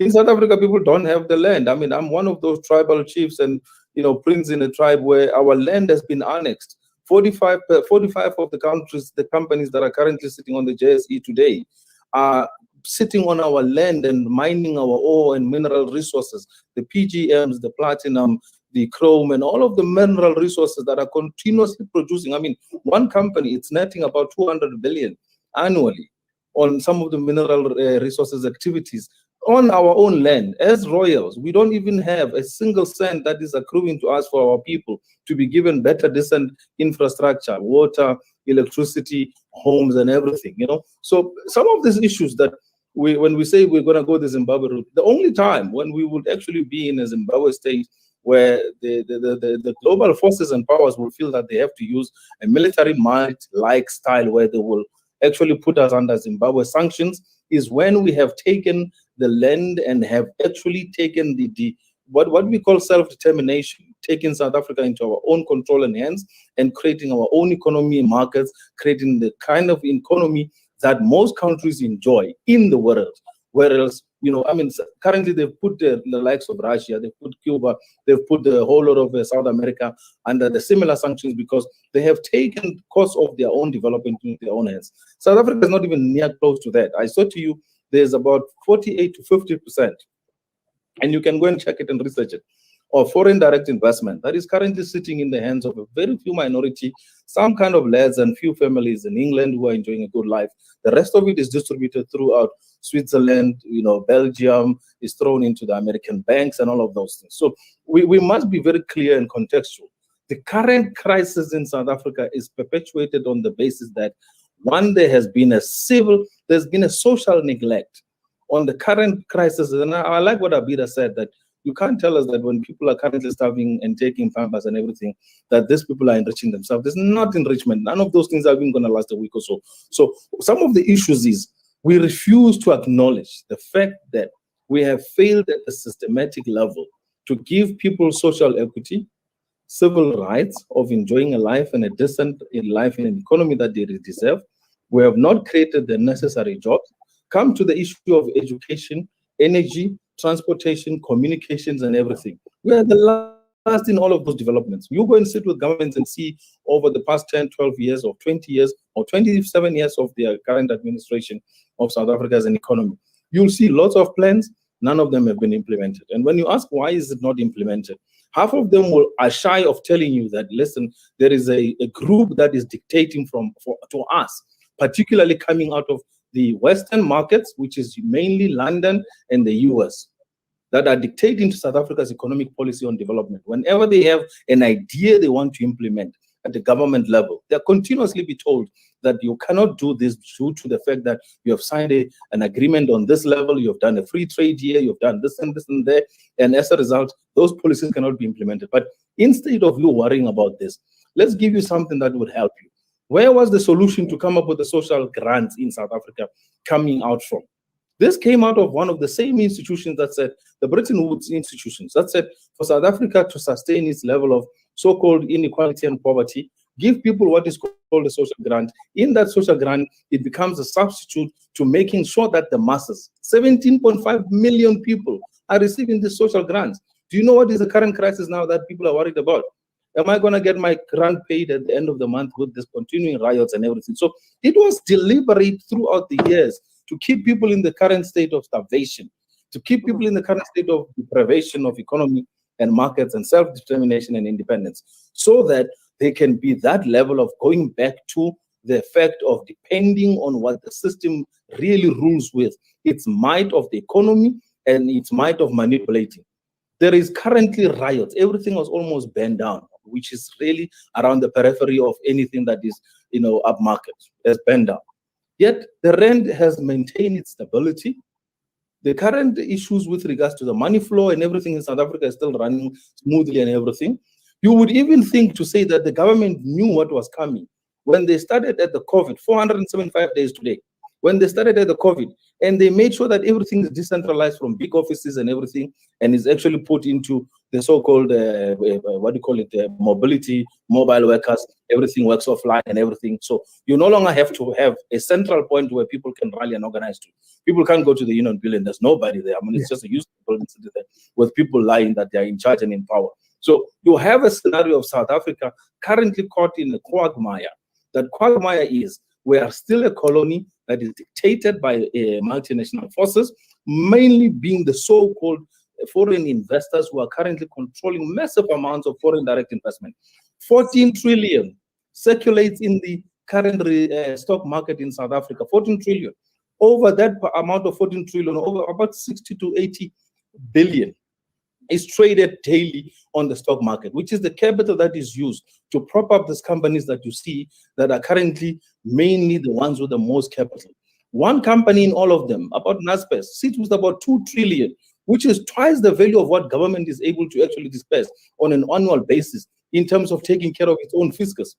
14 trillion. So you have a 14 to 1 trillion that is South Africa playing around with, apart from the other 1 trillion that they use for income and all the payments that they give to themselves in employment. So you have to look at power from that point of view. And if we don't start really addressing the fundamentals of it, to say we have not done right with regards to having taken on this agreement to say we are a free democratic South Africa, when we are not free, we have not achieved any sense of freedom. We are still dictated to by foreign interests and foreign investors' aspirations and what they want to see. And most of them are not affected by any of these social ills in South Africa. That is why they don't care whether you bend down what and everything. They will still continue getting their annuity and revenue because the mineral resources that are coming out of the ore and the earth are still exported uninhibited. There is not stopping of anything. The only thing that has hammered the people is the closure of the N4, which mostly is about chrome and everything, and anything else can be moved along the railway. So it's uninhibited and stopped at this stage. The harbor is still functioning, people are coming in and out. South Africans don't have that capacity to go and stop any ship from moving because they don't have that level of sophistication. So certain things we must be very clear and put into critical context. The poverty is unacceptable. And going forward, I mean, I'm not going to stand for any movement that talks about how we must restore peace and security when we're not addressing the fundamentals, the sharing of the wealth of this country, the amount of value that is circulating and only concentrated to a minority few, the amount of opulence that is enjoyed by a few at the exclusion of the majority. So we cannot talk about retribution when I mean, 80% of my relatives are poor people. I'm not talking something that I don't understand and I can't see. If I have to go to my hometown, I have to carry a bag of about 2,000 rands just to go and see. Whenever I see somebody else around the corner, I must say, how are you? And my how are you cannot be a smile. No, it doesn't work like that. You have to say, how are you, with something that gives them a bit of relief. And that is why they call it a black text. So we are not removed from these realities. It's unfortunate we have to drink ourselves, most of the people who are not Muslims, they have to drink themselves to a stupor so that this reality do not attend and apply to them. But it is a fact and a reality that the poverty that is endured by the same masses that you saw stealing bumpers, that you saw looting fridges, looting 65-inch screens. Who says in their right mind that they don't deserve it? Probably they're telling themselves that I deserve the 65-inch. And by the way, I saw a person carrying a hot tub bath. First thing that ran into my mind, I didn't see a criminal. I saw somebody who's seeing a hot tub bath in the first time in their life and is happy to say, I'm going to have a hot tub bath and a hot bath in my own home, whether it's a Mukukum shack, whatever it is. At the end of the day, this is the desperation of the population that is currently have been undermined, oppressed, kept in their dire state of poverty by a system that is so diabolic, that is so hateful to its own people, that they will not even want to press upon their so-called investors and saying, why don't you just give some level of retribution? If I was a president, let me tell you what I would have done. I would have spoken to all of these international foreign interests in South Africa and said, look at the crisis that we're sitting with. And mainly is because there's not been a proper distribution of the income. You are going to make us a commitment. We continue enjoying our reserves, our resources, our current economy, and making sure that you get your all when you want it. You're going to give the share of that value back to our people in terms of form of development. I'm a billionaire. This is Cyril talking to them. I'm a billionaire. I don't need any of your money. But I don't think he'll say that because he loves your money with his whole heart. So he will say, give me a percentage of that into me, but the percentage that is the majority of it, give it to our people. Let them have housing. Let them have infrastructure. Let's build the power stations that are needed. Let's bring about equity in terms of wealth and recreation of social environments where people can create business opportunities. There can be innovation and everything. Do you know that in the past 1 year, South Africa has not innovated a single thing, has not come up with anything that is internationally demanded. We are actually a net importer of everything, not even a net exporter anymore. We have lost our competitive market position on every level. 3 million people, which is an underestimate, has lost their jobs in the last 475 days during COVID. And you have a president who would come every day and say, guys, I'm calling you to my family meeting, which I'm only going to be the only one who speaks, and I'm going to tell you what I want. I'm shooting you to level 5, and in this level 5, you must not move and do anything. How are you going to survive real? I don't care. Just see what you can do. And then he finishes off, and then he gives us some silly worky speech about how they are concerned about the health of people. When people are dying out of real conditions, starvation, hunger, malnutrition, issues related to health risk, on not eating properly, basic nutrition. And then he leaves off and he doesn't tell people everything. So I would have gone back and negotiated with our current oppressors, who is our current foreign direct investors in this economy, and saying, give something to our people. We have heard your speeches on how you're going to prop us up, make us a successful economy and everything, but we want something back. Right now, do you know that currently ESCOM is shutting down power stations so that we cannot use the coal that we have in South Africa, because they are pushing us to go and buy foreign imported energy, which is called renewable energy, which is going to cost us far much more expenses, more money that we don't even have, get us more into debts and everything. And at the same time, they tell you that coal is devilish and everything, and is diabolic and is polluting the environment, when all the developed world is using coal and they are busy building all coal power stations.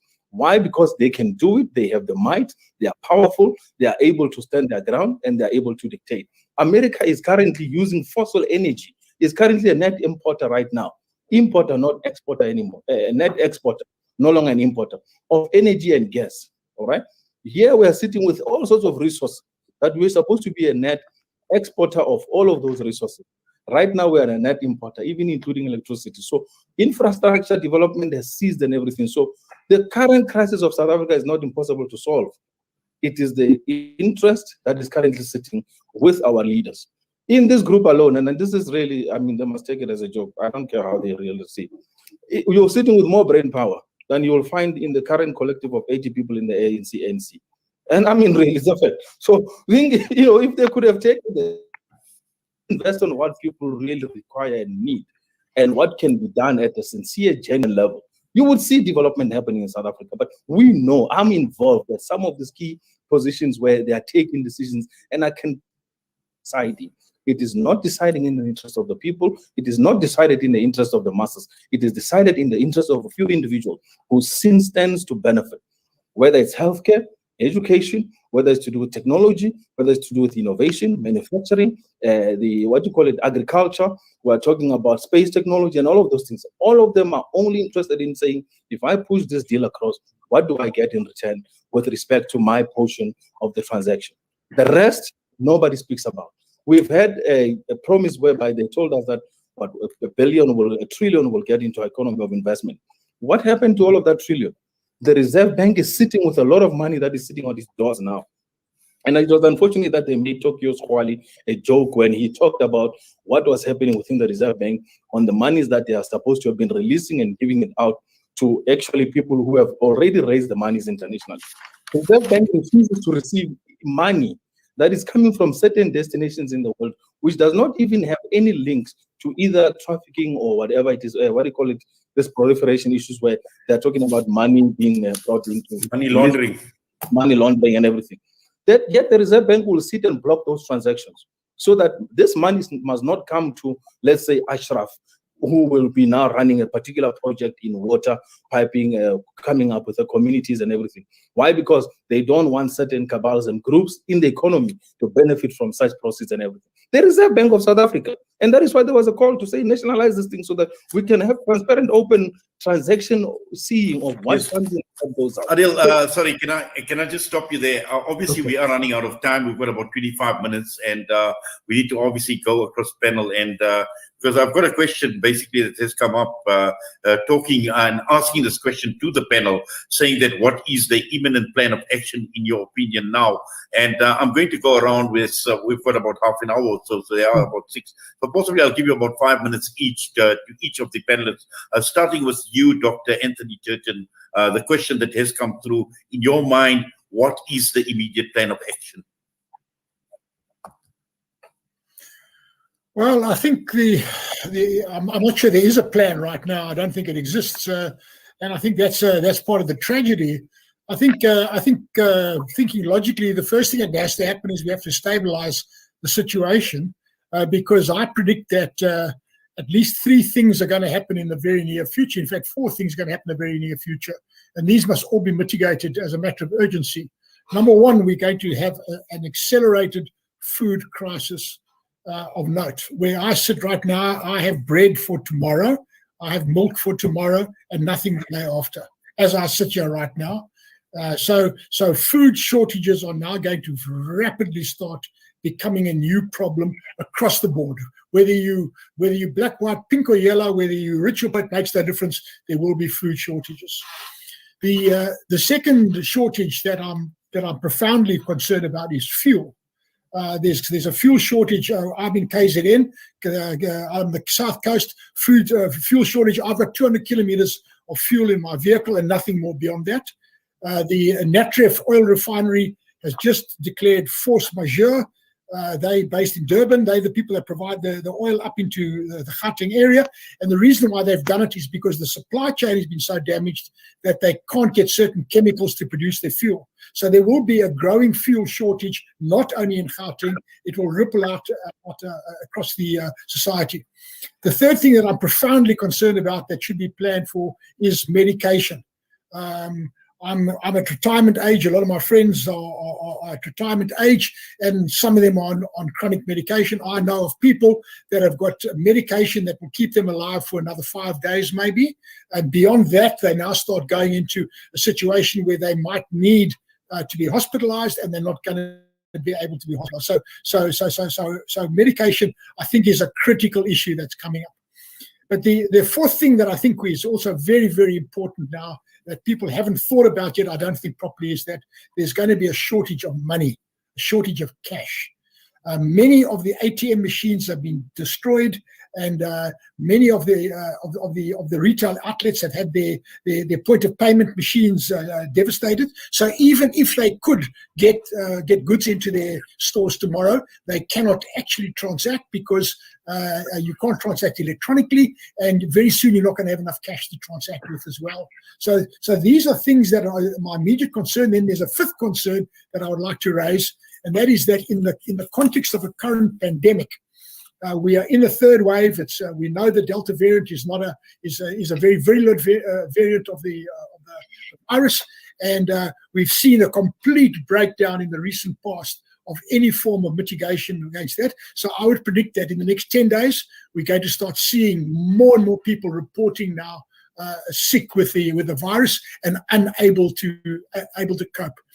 There was even talk here in Durban that the Afrox plant was burnt down.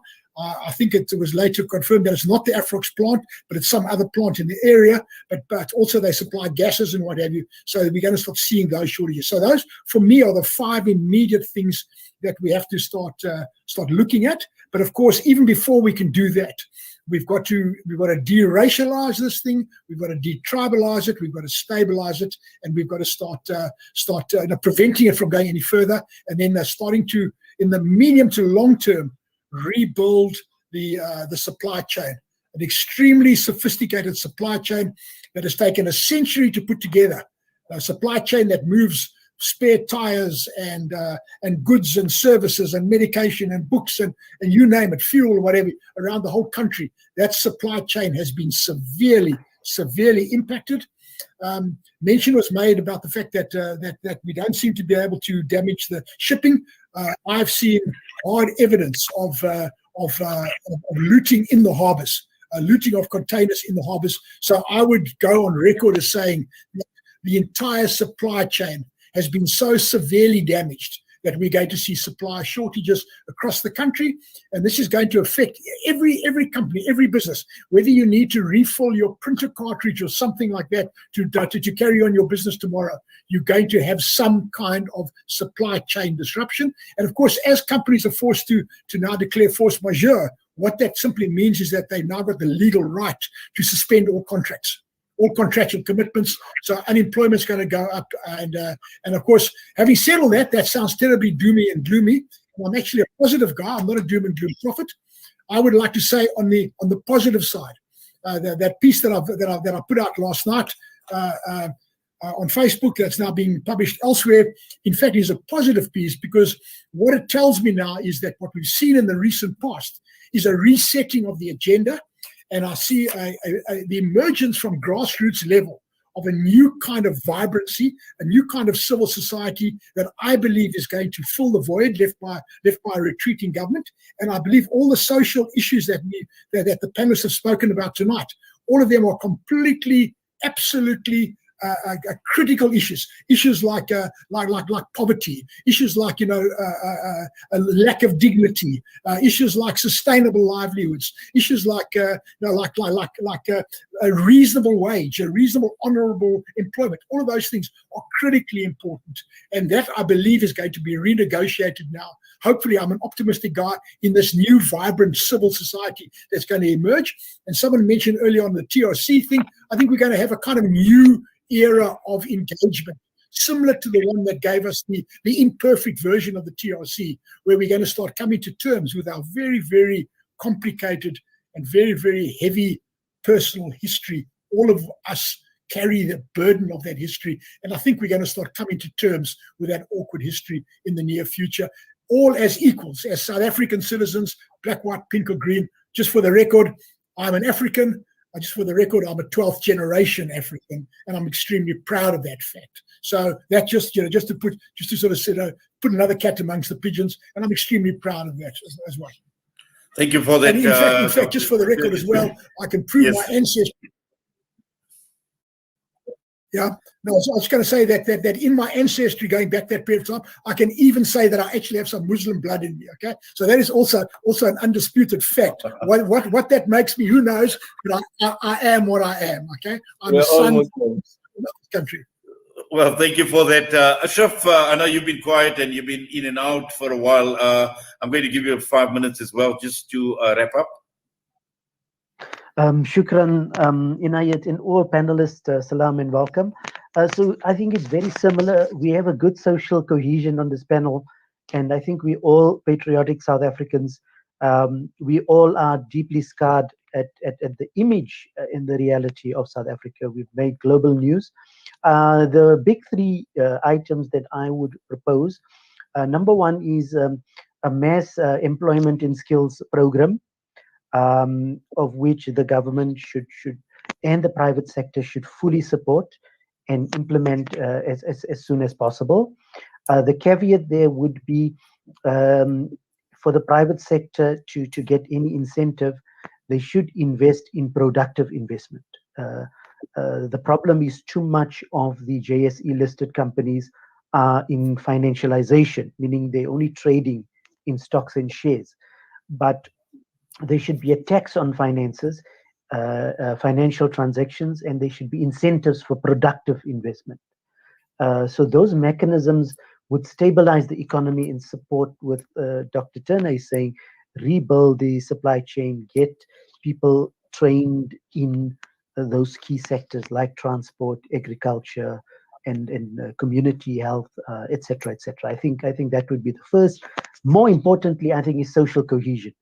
The country needs something along the lines of a CODESA, economic and social cohesion CODESA. I'm very concerned of the racialization of everything in society.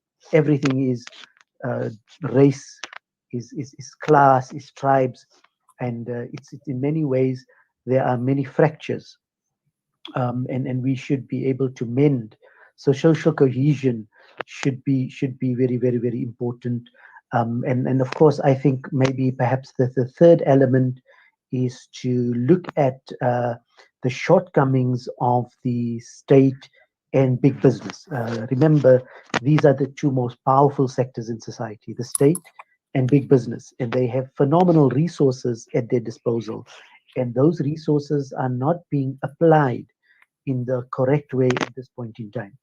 And how are we going to unlock those resources? And that is what I would call social compact. So those are my 3 points for now. Shukran for that, Ashraf. Hameeda? Yeah, Shukran. Thanks. You were saying Hameeda, not Abeedah. Sorry, yeah, Hameeda. I meant Hameeda. Yes, no worries. Thanks.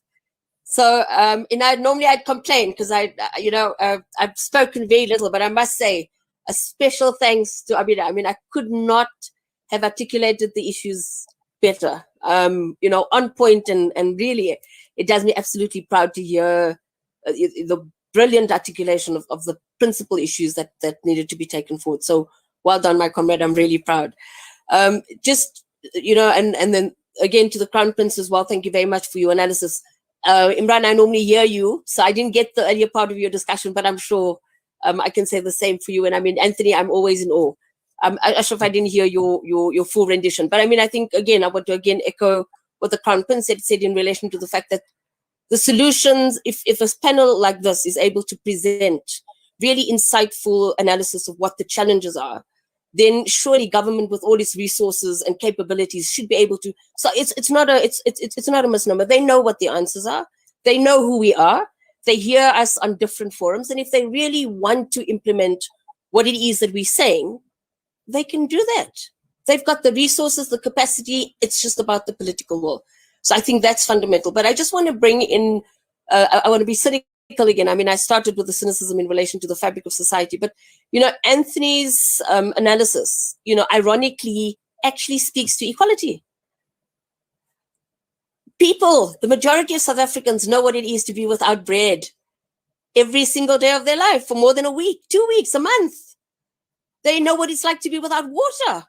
They don't have money for transport, electricity, health. They die on a daily basis. So guess what? This crisis is actually bringing about equality in the most perverse way.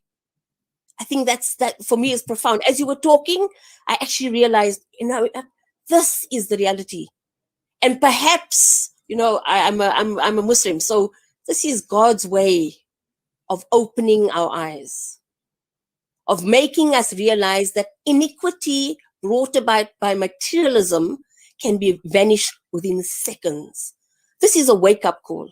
And as a Muslim to all the Muslims, Allah says, I do not change the conditions of a people until they change the conditions themselves. We are experiencing this within the first 10 days of Hajj. These are the most beautiful days, the most blessed days. We are supposed to be experiencing rahmah, blessing. Allah is shouting a message to us. We are deafened for some reason, and the complacency of the financial system that has brought about the levels of impoverishment and the theft and the greed goes against the fundamental grains of Islam, all 5 pillars. We have failed in our duty, both as Muslim followers and our leaders. So this is not just a question of leadership in relation to the ANC government. I speak as a Muslim. Where is our ulama now? Where is their statement? The du'as, it's not just the du'as. We need to do fundamental introspection as Muslims. That is what I believe will bring about the necessary change. So I don't want to I don't want to add on or subtract from what the previous speakers have said. I think they've captured some of the key essence, but I think, this is this Muslim radio station. We as Muslims make up the majority of the world. The crisis and the global crisis and the fact that we see what's happening in Serbia, in Syria, in Serbia, in Palestine, all of this is an indictment on us as Muslims. This is a wake-up call. I'd like to leave it at that. For that, Hameeda. Imraahn, to bring you in, obviously looking at your closing remarks. But one thing I'd like to just focus on in your closing remarks is you are involved at a grassroots level. And obviously this has impacted people at a grassroots level. And in terms of picking up the pieces from here, what needs to be done. I think Ashraf mentioned social cohesion as well, which is absolutely critical at that level as well. Imraahn, if you could just unmute your mic, please.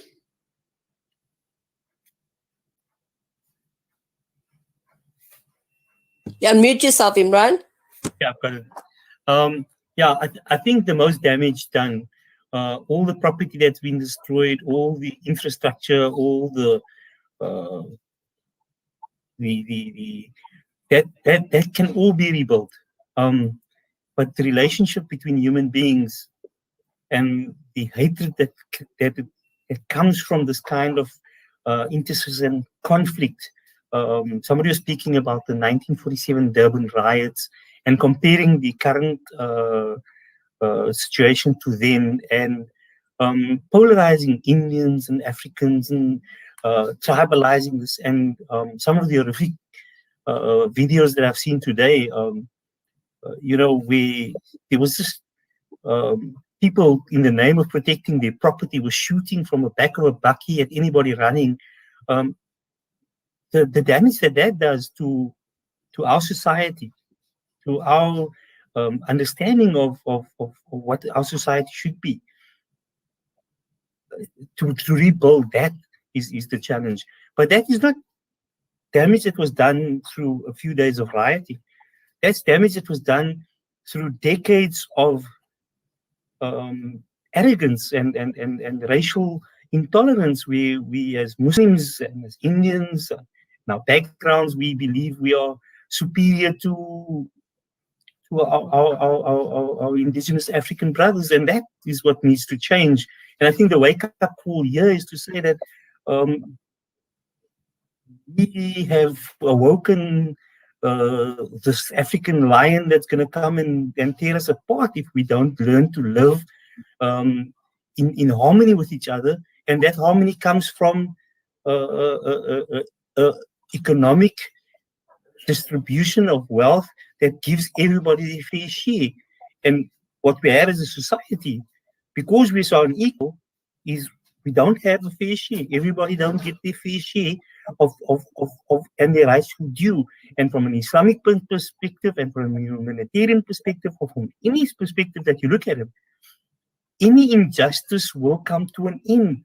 Any injustice will be confronted. Any injustice of when I'm taking the haq of my brother deliberately, and enjoying the fruits of his labor and his land, and taking it for myself and feeding my children and giving my children education, but denying his children his education, it's going to come back to bite us. And that is a fundamental law of the universe, is that when there's injustice, it will polarize, it will explode. The powder keg that we see, that we talk about, is a powder keg of built on injustice. And we have failed as Muslims, and we have failed as a South African society to look at how do we equitably redistribute the wealth of this country so that everybody has a fair share at the rate that we're doing, for the benefit of the minority, whilst the majority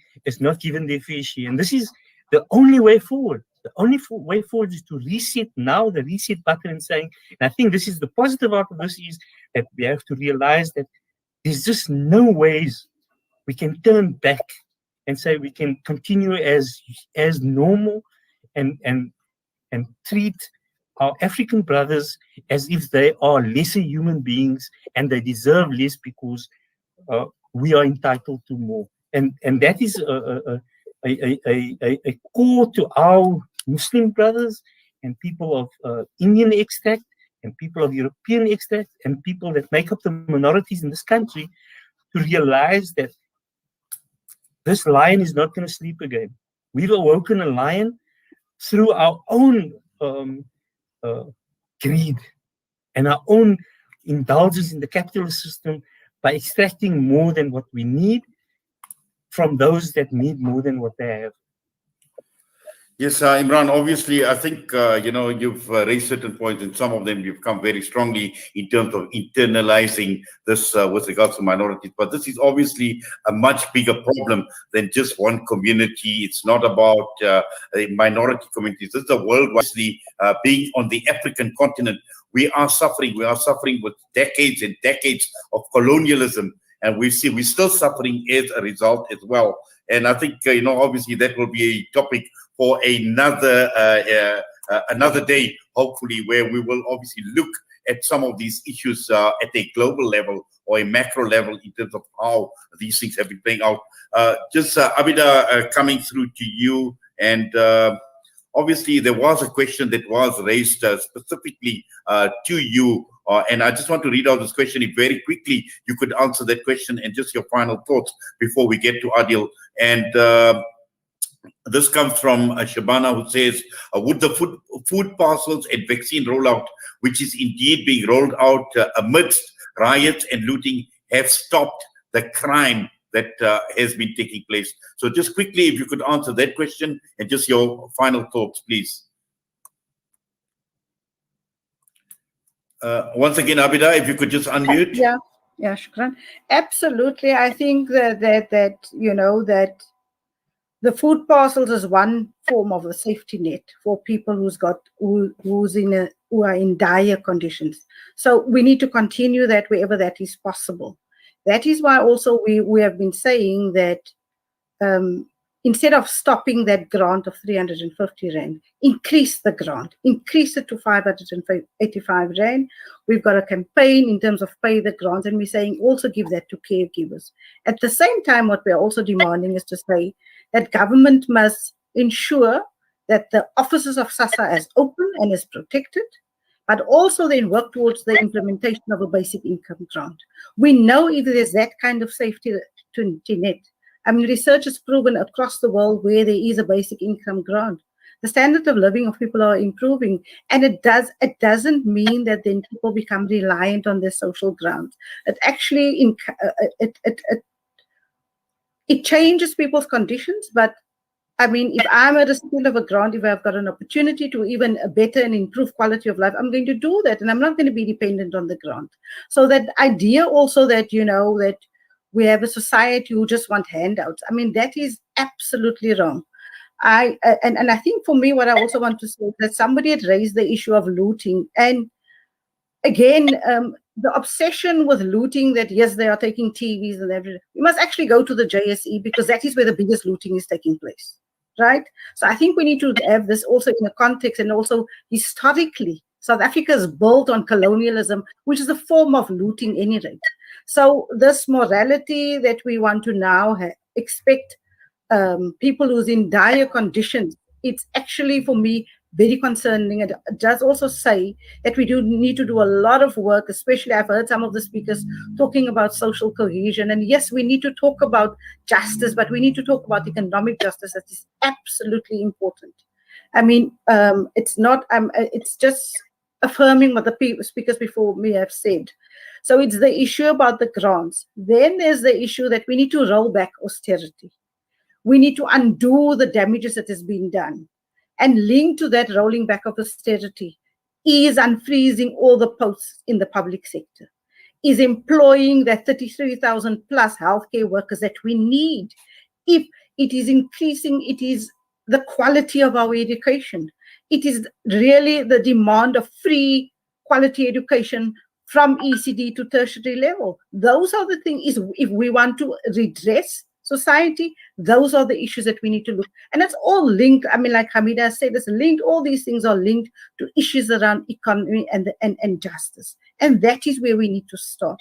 Then there's the issue that, you know, currently at the moment, that we need to provide protection for the most vulnerable. You know, we know there are criminal elements out there, but also, for example, the people in the informal economy and you know, the spaza shops, all these kind of things. So it is also, but also how. So as much as we cannot have unconditional support, and it is with reluctance that we are saying that the SANDF must be in the townships, in the community.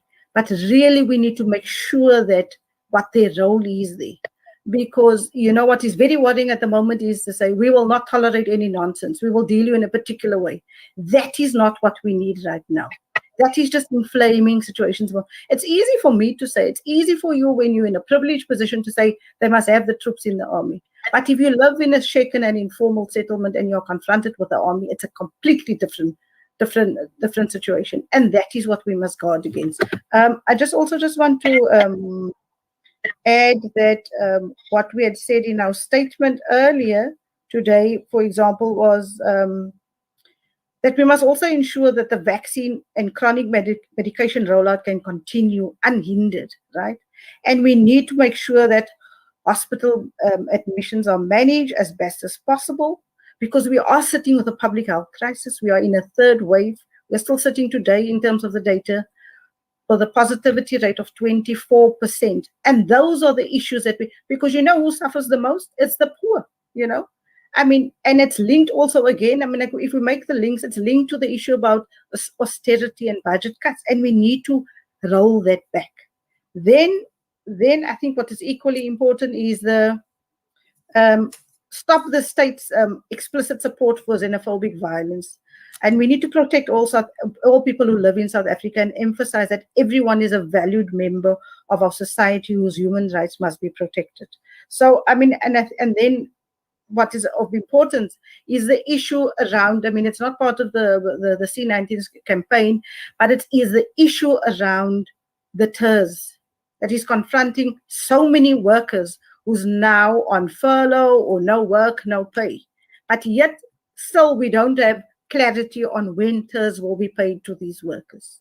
And we have a situation that when TERS are paid, that we have a Department of Employment and Labor who doesn't have the capacity because they don't answer their phones, they're not accessible to workers. So how do workers access their TERS, their UIF, their maternity benefits? So really it is important for government to come to the party and make sure that the much needed services that we need, that is available for people to access, especially services like the Department of Health, Department of Social, Welfare and Development, and the Department of Labor, because those are the areas and the safety net that our people and the poor and the working class need to access. You know, it's because we don't. I mean, if I'm unemployed, obviously, yeah, we are obviously running out of time. In fact, we've overrun with time.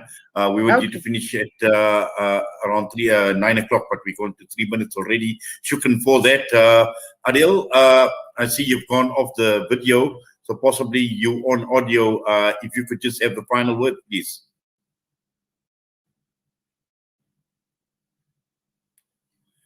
Adil, I think your mic is muted.